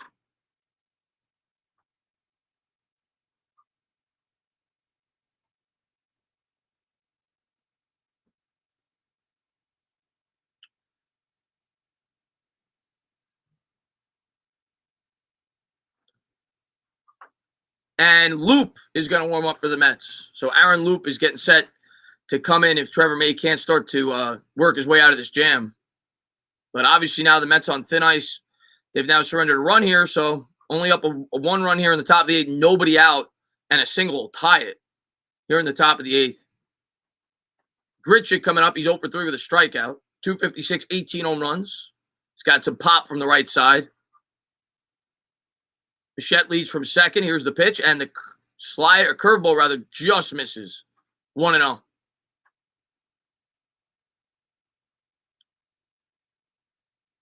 The Mets bullpen, I think it's been overworked. That's what I worry about. The bullpen's actually been a lot better than I thought it would be, but it's been overworked. Here's the 1-0. And that's hitting the air to left field. And Nimmo's there. He'll call off Smith. We'll see if Bichette tries to tag. He's gonna. Bichette's going to take the bag. And both runners are going to advance as Hernandez takes second. So productive out there. 1 out here in the top of the eighth. It'll be interesting to see what the Mets decide to do here. You have an open base, but obviously then a walk scores a run, but it also sets up a force play at the plate and a double play. It'll be interesting to see what the Mets decide to do here. But second and third here, 1 out. Tying run at third, go-ahead run at second.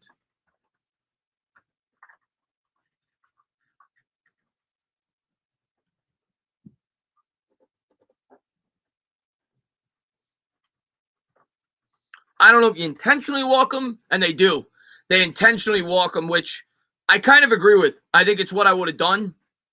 It's ballsy because now a walk ties the game, but now you got a picture perfect double play candidate with Alejandro Kirk up the catcher. Obviously not fleet of foot.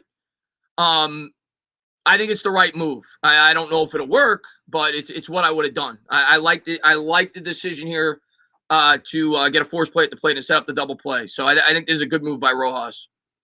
We'll see if he can get out of it. Bases loaded, 1 out here on the top of the eighth.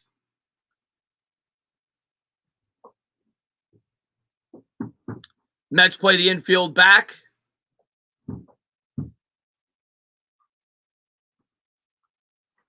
May to the belt. Here's the pitch. And a fastball. First ball swinging. Hit in the air. That's not going to get out of the infield. Guillerme's there.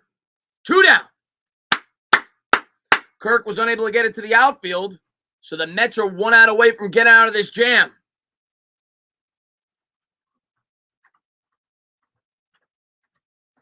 And we may be going to loop here. Looks like Rojas is on the second step of the dug. I don't, let's see who's coming up. I don't even know who's coming up for the Blue Jays. But I never like, if it's a lefty, I obviously understand it. But I never like making a bullpen change with the bases loaded. He's coming in. A lot of times it'll take a pitcher or a batter to get fresh. And they're going to do it. They're going to go to loop. I don't know if I love this move. Obviously, if it's a lefty, you completely understand it. Loop's been our best pitcher this year. But I don't know if I love that. We'll see. Hopefully it works out. But with the bases loaded, I don't know. I might have left May in there. We'll see what happens. Biggio's a lefty, so obviously understandable why he's doing it, but no wiggle room here for Loop. We'll see if he can get out of it.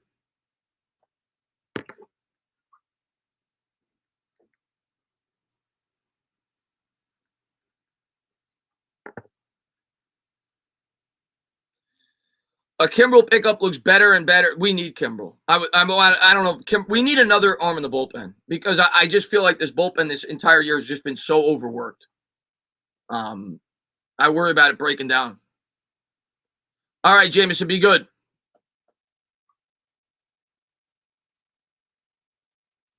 But we'll see if Luke can get out of the jam and get it to Diaz for the 9th.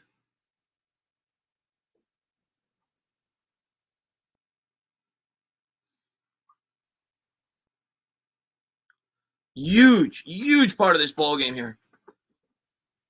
Need a bat, need a bat and an arm. But that's the one thing about Rojas, and a lot of it, some of it's not his fault, especially early on in the season, but he goes to the bullpen early and often. And, you've already seen it with Castro. Like, Castro got off to a really good start, but they used him so much at the start of the year, and his arm is falling off. I worry about that.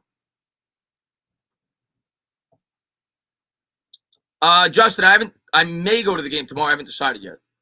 But I forgot what game. I'm definitely going to a game soon. I forgot what game it was, but I'm definitely going to a game soon. Yeah, right. That's well, we already got a starter. We got Rich Hill. But yeah, if you get an ace starter, you always listen.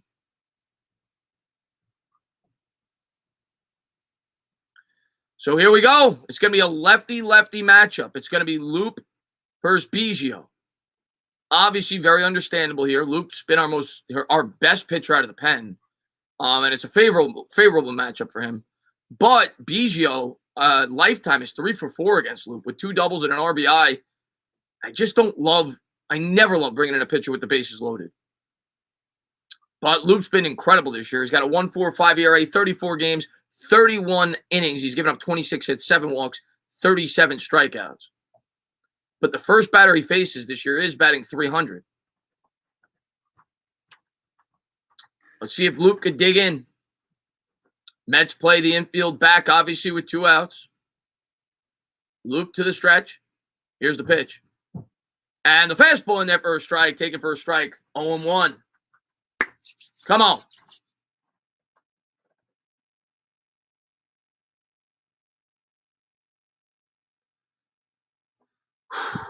Come on, Luke. Here's the 0-1. And a slider hit the other way. That's going to hang up, and Dom's going to catch it. The Mets get out of it. What a great job by Aaron Loop to come in with a bases-loaded jam to leave 3 runners stranded on the bases.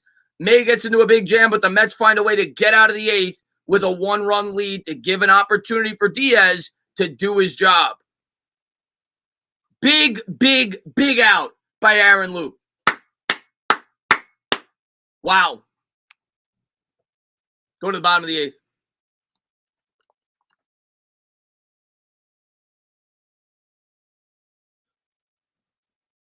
Can of corn, MH says. That's right, man. Dom, beautiful. Can of corn catch.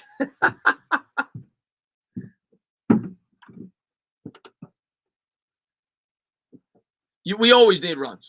We always need runs, M6. I never trust Diaz. Diaz looked great last time, but I never trust Diaz.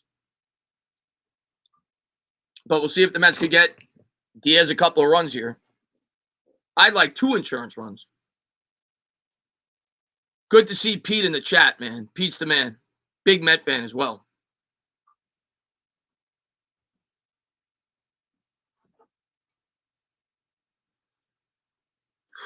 Let's go Diaz, Quan says.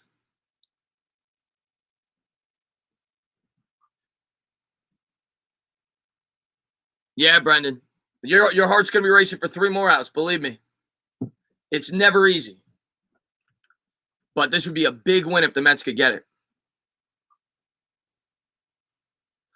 Kenji, what's going on, man? I'm getting excited for Giants football. I know you are too, man. But Mets playing good. You're a Met fan as well, so I'm sure you're excited about the next 65 games or so as we're in a pennant race. But, yeah, Mets getting the job done so far.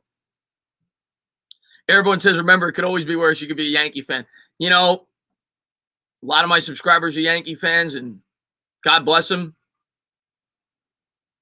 I don't feel bad for them. I'm sorry. I'm a Met fan. I've been through a lot more torture than they have. I don't feel bad for Yankee fans. So here we go. Rafael Dallas will be coming in here for the Blue Jays. He's got a 5.33 ERA, 31 games pitched, 25 and a third innings, 21 hits, 19 walks, 31 strikeouts, 2 home runs allowed. What's up, Albin, man? Thanks for popping in. Gots to go. Let's go. All right, Bambino. Be good, my man. Come on.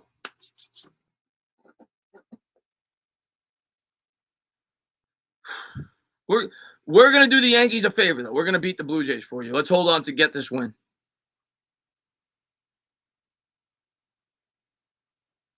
Let's go, Mets. Coffee says that's right. Mets Atlanta Wednesday pregame 6:30. First pitch 7 p.m. I'll never be called a bandwagon. I'm a Mets and a Giants fan. I'm with you, Timothy. You pick a team, you stick with it. That's it. There's no flip-flopping. And Dom Smith going to lead off the inning here for the Mets from the left side. Come on, Dom.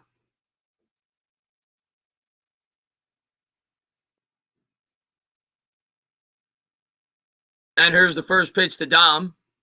And that's a fastball in there for a strike. Up in the zone. Dom took it. Dom 0 for 3, 2 flyouts, and a ground out. He's batting .253, 11 homers, 44 RBIs with a .722 OPS.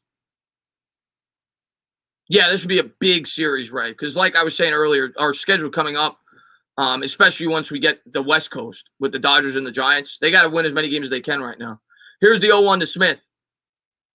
And the fastball rides inside, 1-1. Good job there by Smith to lay off. Yeah, I didn't watch it, Albin. I flipped here and there, but yeah, I know they had a no-hitter going into the 8th. And they blew it, man. That's tough.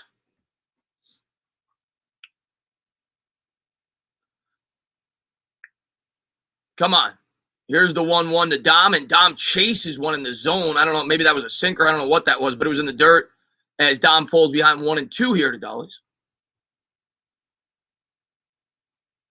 Mike, they've been struggling, man. Yankees have been struggling this year. They can't beat Boston. Boston just got their number at Fenway Park. I know they beat them once, but it'll be a 1-2 pitch here to Smith. And a fastball, knee level, taken for a strike. Nice pitch there. 1 down here in the bottom of the 8th.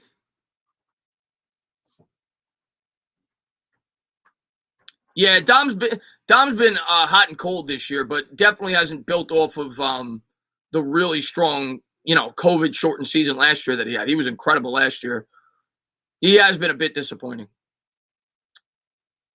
Thoughts on pitchers not tipping their cap to the crowd? Not something I've ever really thought about, Kevin. And J.D. Davis going to step up here. Davis has had a hot bat for the Mets.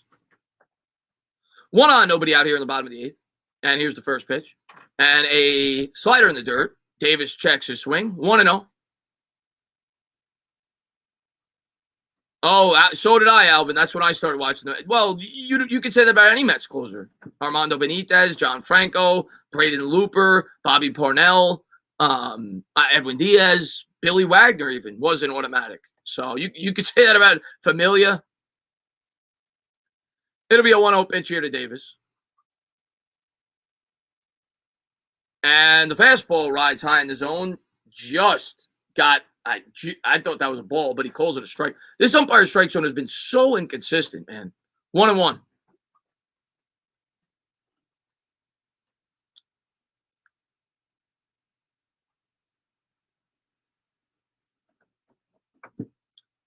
Here's the 1-1 to JD. Fastball just misses downstairs. Good job there by JD to lay off of it. 2-1. Chris, I just moved to San. Oh, that's awesome, man.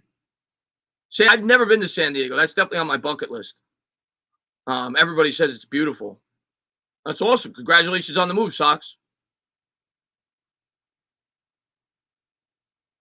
Here's the 2-1 to Davis. And Davis takes a good, healthy cut, but he pops it up. Bichette's there. Oh, they almost dropped it. Biggio called Bichette off at third base. He stepped in front of him at the last second, and he hauled it in. 2 down here in the bottom of the 8th.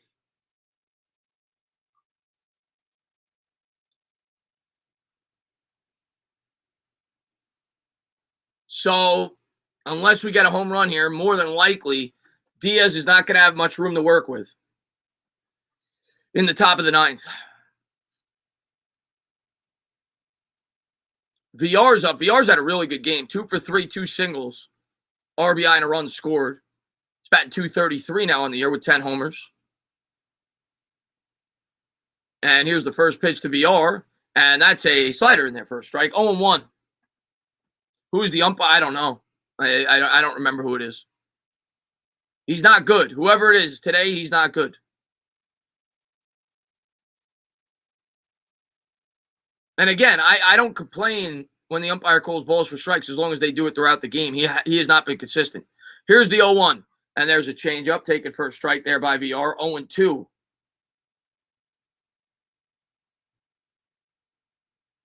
Yeah, Diaz is warming up. He's coming in. Showing a picture there of Vlad Guerrero and Vlad Guerrero Jr. I say it all the time. Vlad Guerrero is probably my favorite non-Met I've ever seen play. Here's the 0-2. Nice piece of... Oh, what a play by Guerrero. VR stings the ball. That was probably 105 exit velo. And Vlad Guerrero Jr. makes an unbelievable diving play at first base. Guy that's transitioned from one corner to the other, who's playing third base before. Edwin Diaz is going to come in for the Mets here in the top of the ninth. VR's look good today, though, with the bat. He's had a couple of really nice swings for the Mets. Top of the ninth. Mets lead by 1. Jameson saying goodbye again for the 39,000th time. And for the 39,000th time, I'll say goodbye, Jameson. Have a good day. Thank you for popping in the stream. Yeah, Vlad Guerrero had an unbelievable arm. Good speed, too. He had a couple of 30-30 seasons. Almost had a 40-40 one year. I think he had 40 home runs and 39 stolen bases, or the other way around. He was just a great player. Really fun to watch him play.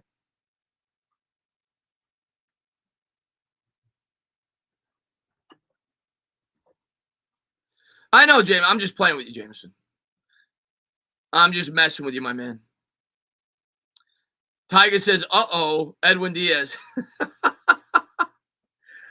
And Deborah says, Chris, would you like tickets for a Mets game for Friday, July 30th? I have 2 tickets, not able to go. Section 102 Bay Shea Bridge, right by... Oh, my God. If you're... I appreciate the offer. July 30th. I'm gonna be. When is the? What day of the week is that? Because I'm gonna be in Atlantic City on Thursday. I think that's the night of the draft. If I could go, I'll definitely take them. I'll let you know. You can reach out to me on Twitter, I guess. I don't know if you follow me on Twitter, but you can reach out to me on Twitter. I think, is that the Friday game? If I could go, I will. I'm not sure if I'm going to be back at time, though, so I don't want to guarantee it. But I really appreciate the offer. Are you doing Giants training camp live streams or just training camp video recaps? Well, you can't go to training camp, Kevin. The Giants aren't having an open training camp this year. Can't go to training camp. So I will not be doing that. I will be at FanFest, which is August 11th, which is the only day that's open to the public. Edwin Diaz on the mound for the Mets. He's got a 4.19 ERA. I'll let you know, Deborah, because I'm not sure what time I'm going to be back. But I'll let you know. I'll let you know. I appreciate the offer.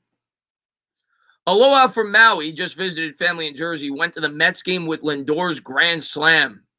What's going on? Thank you for popping in the stream. I can't wait till Lindor's back. We need him. And here comes Edwin Diaz. Diaz on the mound here for the Mets here in the top of the ninth. And it's going to be the top of the order. He's going to have to go through the 3 best hitters in the Blue Jays lineup. 1, 2, 3. Springer, who's been hot in this series. He's going to lead off from the right side. Diaz is going to have to get the job done. Here's the first pitch. And nice pitch there. A slider on the inside corner. 0-1. All right. Good start by Diaz. Diaz, when he was, starting to go through a really tough stretch, really had trouble locating his fastball, but he looked really good his last outing. Here's the 0-1. And another slider tried to get Springer to chase. He laid off 1-1. My favorite non-Giant of all time, probably Larry Fitzgerald. Davis hugs the line down the third baseline, looking for Springer to pull. Here's the 1-1, and another slider that misses down low. So Diaz has come with 3 straight sliders against George Springer to start this at bat. It's 2-1.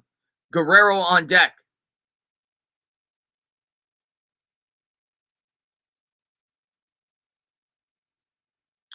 McCann lines up outside. Here's the pitch, and another slider as he swings through it.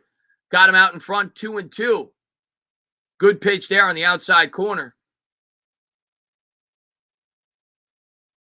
So Diaz has thrown 4 straight sliders, has not shown the fastball yet. This might be a good time to do it. It'll be 2-2 here to Springer. And there's the fastball up in the zone, but he fouls it off down the third baseline. 2-2, we'll do it again.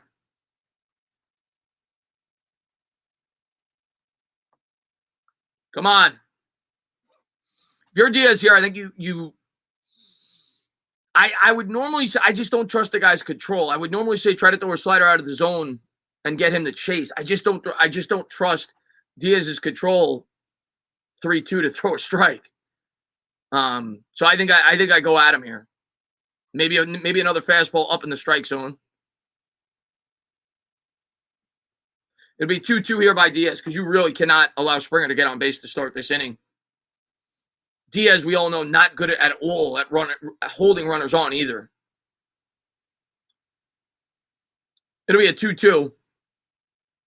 McCann lines up outside, and he throws the fastball, but it's just out of the zone. 99 on the gun. Springer able to lay off. 3-2.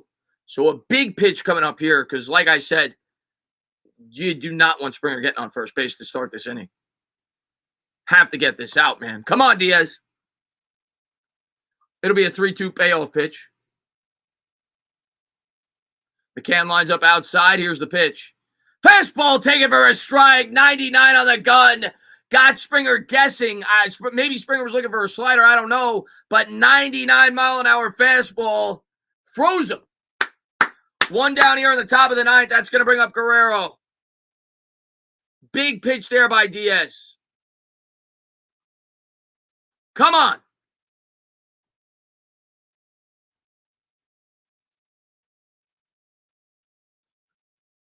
Guerrero step in. He's 1 for 4 with a single and a run scored. 326, 32 homers, 79 RBIs. Here's the first pitch to Guerrero, and the fastball misses outside. 1-0.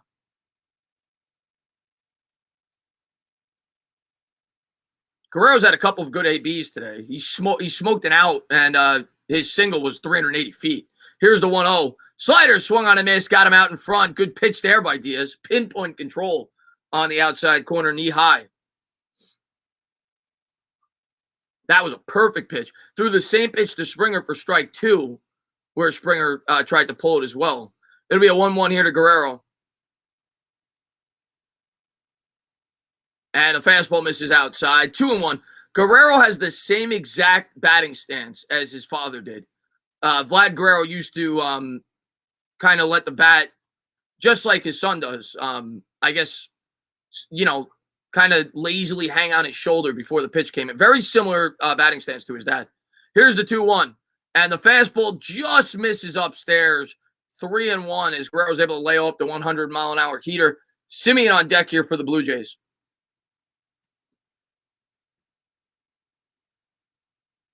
What's up, Josh, man? Good to see you, buddy. That was a questionable call. It was borderline. Definitely could have been called a strike. Here's the 3-1. And a fastball misses upstairs, so the Blue Jays are going to have a base runner. Not as bad as if Springer got on. Obviously, Guerrero doesn't possess great speed, but you never want the go-ahead run to get on base, especially with a team like the Blue Jays with the power that they have, or the tying run, I should say, to get on base. Go-ahead run to come to the plate. So now you got Guerrero on first. That's going to bring up Simeon, who definitely has some power. I don't mind that walk. Obviously, you don't like it, but much better than if Springer walked. You always worry about Guerrero's power, but you got to worry about Simeon's power too. He's 2 for 3, 2 doubles. He got 24 homers this year. Diaz to the belt. Here's the first pitch. Fastball. Ooh, a slider rather. Got the call there. Questionable, but we'll take it on the inside corner. 0-1.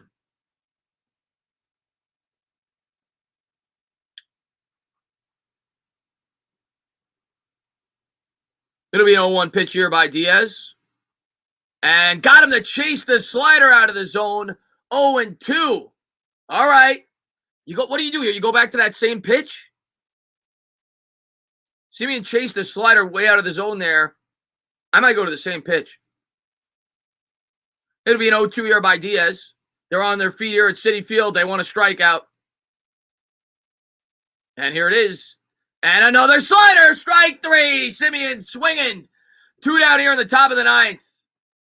3 straight sliders. He painted the inside, then he went outside, then he threw it knee high over the middle.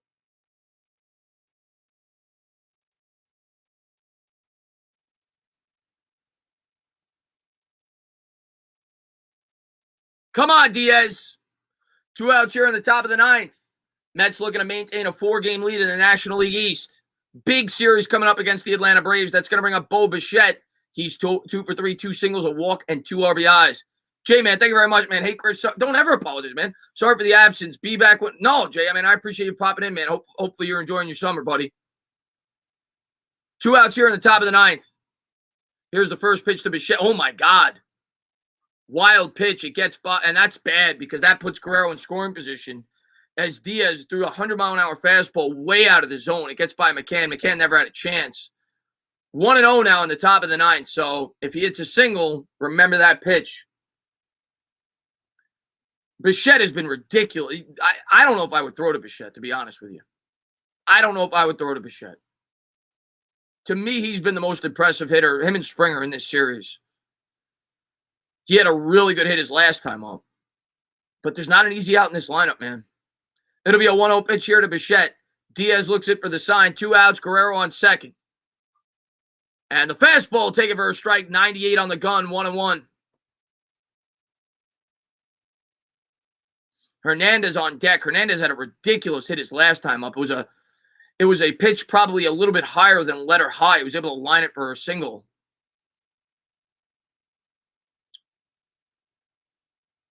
Here's the 1-1 to Bichette. Diaz to the set. The pitch. Slider swung on and fouled off. 1 strike away. Come on. Come on, Diaz. They're on their feet at Citi Field. Mets looking to get back to, what would that make them? 8 games over 500 again. And maintaining a 4-game lead in the National League East as they come to the Braves come to town for 5 straight. Come on, Diaz. Guerrero leads from second. The Mets play the infield straight away.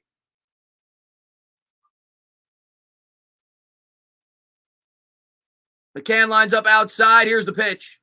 And a slider in the dirt. McCann blocks it. Not a bad pitch there. You want to try to get him to chase 1-2. I like that.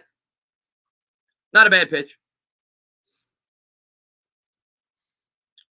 So it'll be a 2-2 here to Bichette. It'll be the 20th pitch of the inning for Diaz.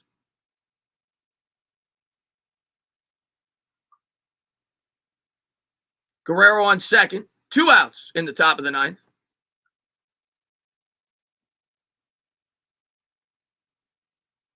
Here's the 2-2, and the fastball misses outside. Full count.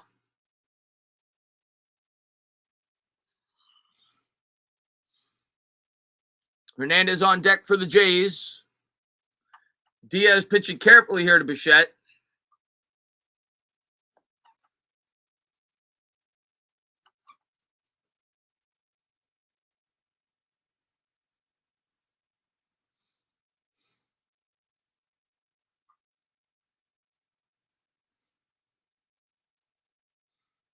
I want some high heat here. That's what I want. McCann calls a timeout. Diaz and McCann not on the same page. What I want from Diaz, I want it in the strike zone, but I want a high fastball up and in. Up and in fastball.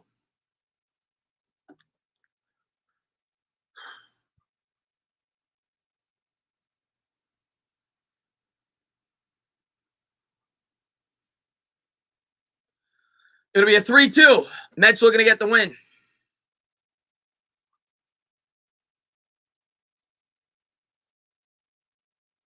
Diaz to the stretch. Come on, Edwin. Come on.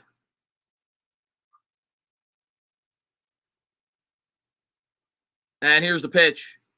Slider got him the chase out of the zone. The Mets get the win. Edwin Diaz with a huge save for the New York Mets, and he does the job. Hey, we rag on Diaz when he chokes. You got to give him credit. Last 2 times out, Edwin Diaz has done a great job. Today he goes up against the 1, 2, 3, 4 hitters for the Toronto Blue Jays, probably the best lineup in baseball, and he's able to get the job done. So maybe Edwin Diaz is starting to get back to himself as the Mets are able to hold on. What a game today by the New York Mets. They fell behind 3-1 in the 6th inning, and then in the bottom of the 6th, Pete Alonso hit one of the biggest home runs of the year to tie the game up at 3 apiece. Jeff McNeil with a huge pinch hit double, 2-out pinch hit double to plate 2 runs to give the Mets a 5-3 lead, and then the bullpen's able to hold on. Aaron Loup with a huge out in the 8th inning, and then Edwin Diaz gets the job done. But a great job today by the New York Mets as they continue to hold on to that 4-game lead. Let's go.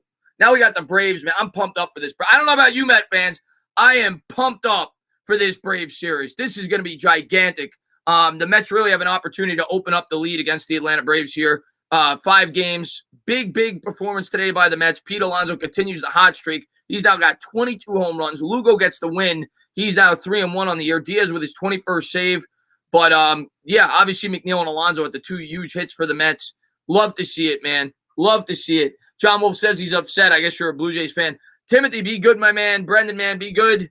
Big win, man. 52-44 now on the year. So the Mets now, what is that, 66 games, I think, remain for the Mets?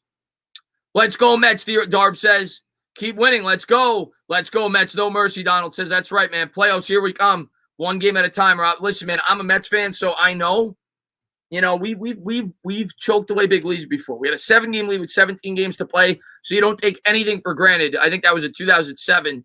You just got to keep winning. Just keep winning, finding ways to win games, and that's what this team has done all year. We'll see what they do at the trade deadline. We'll see if they bring in some big pieces, but I love the fight in this team. The bats are starting to come alive. I'm super excited for this Mets team right now.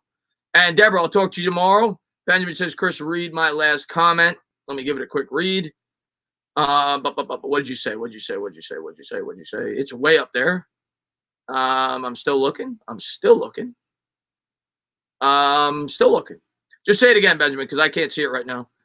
Good job, Hill. Nice job, announcer. I appreciate it, Anthony M. Yeah, I'll probably do, if I don't go to the game tomorrow, I'll probably call the doubleheader because that's a big doubleheader tomorrow against the Braves.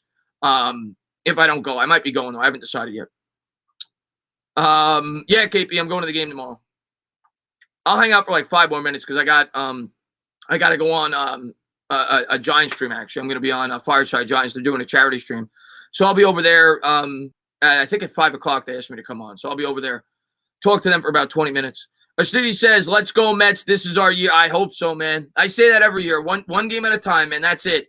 Let's make some moves at the deadline. Let's get healthy. And I think we're going to have a fun playoff. I do. I think we're going to the playoffs. I really believe that.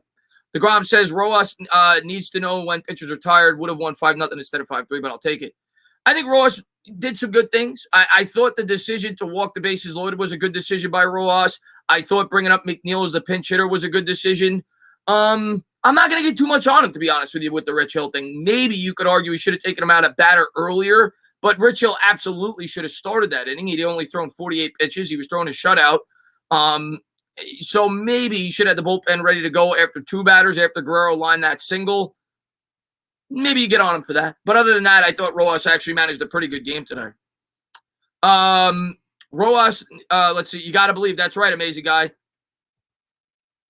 But we got the Braves Mets tomorrow. Coverage starts at 4:30. The game starts at 5. Second game will be at 8. So it's a 2 7-inning games tomorrow. Appreciate what you do, man. For I can't watch the game in Maui, you to man. I appreciate it. Thank you so much for popping in. Tex Liberty says, let's go Mets. No, DeGrom's still hurt, so DeGrom is not pitching. Great win. Enjoy the game tomorrow. Now time to get no, I will not eat Little Caesars. What's up, Dan? I haven't seen you in ages. Thanks for popping in, man. I'll be having Giants content up soon, so you'll be seeing me a lot. Just wait until we have stuff to talk about. This upcoming, yeah, there's a huge series coming up, Corn Dog. I want a hole in it punch KP as hard as I can in the damn win play. And if you don't go to the game, if I call the games tomorrow, I'll call both games. There's 7-inning games. I'll probably take a break in between the two and just leave the stream rolling if I do it. If I don't go to the game, I do think Stroman's pitching tomorrow. Yes, I haven't looked, but I think he is pitching tomorrow. Big games tomorrow. We need it tomorrow. But we'll see. But guys, I am going to call it. I'm going to be on Fireside Giants in about a half hour. So I am going to call it. I may be live tomorrow. I may not be. I may be going to the game. If not, I'll try to have a Giants video up tomorrow if there's something to be worth talking about. We'll be listening to the Braves Mets, unfortunately, on the Braves Network, but looking for a DH sweep. Let's go Mets. All right, my man. Let's go Mets is right. David said a doubleheader sweep. That's what the DH meant. What's up, Chris? What's going on, Dave, man? Thanks for popping in the stream. All right, guys. I'll be Stroman's pitching tomorrow. I figured Stroman had the biggest outing by a Mets pitcher all year his last time out. We needed that. The bullpen was getting eaten alive. They needed a break, so he went 8 innings last time. Guys, have a great rest of your day. Thank you guys for tuning in, and let's go Mets. Big win today. Big win today. Love it. Big win.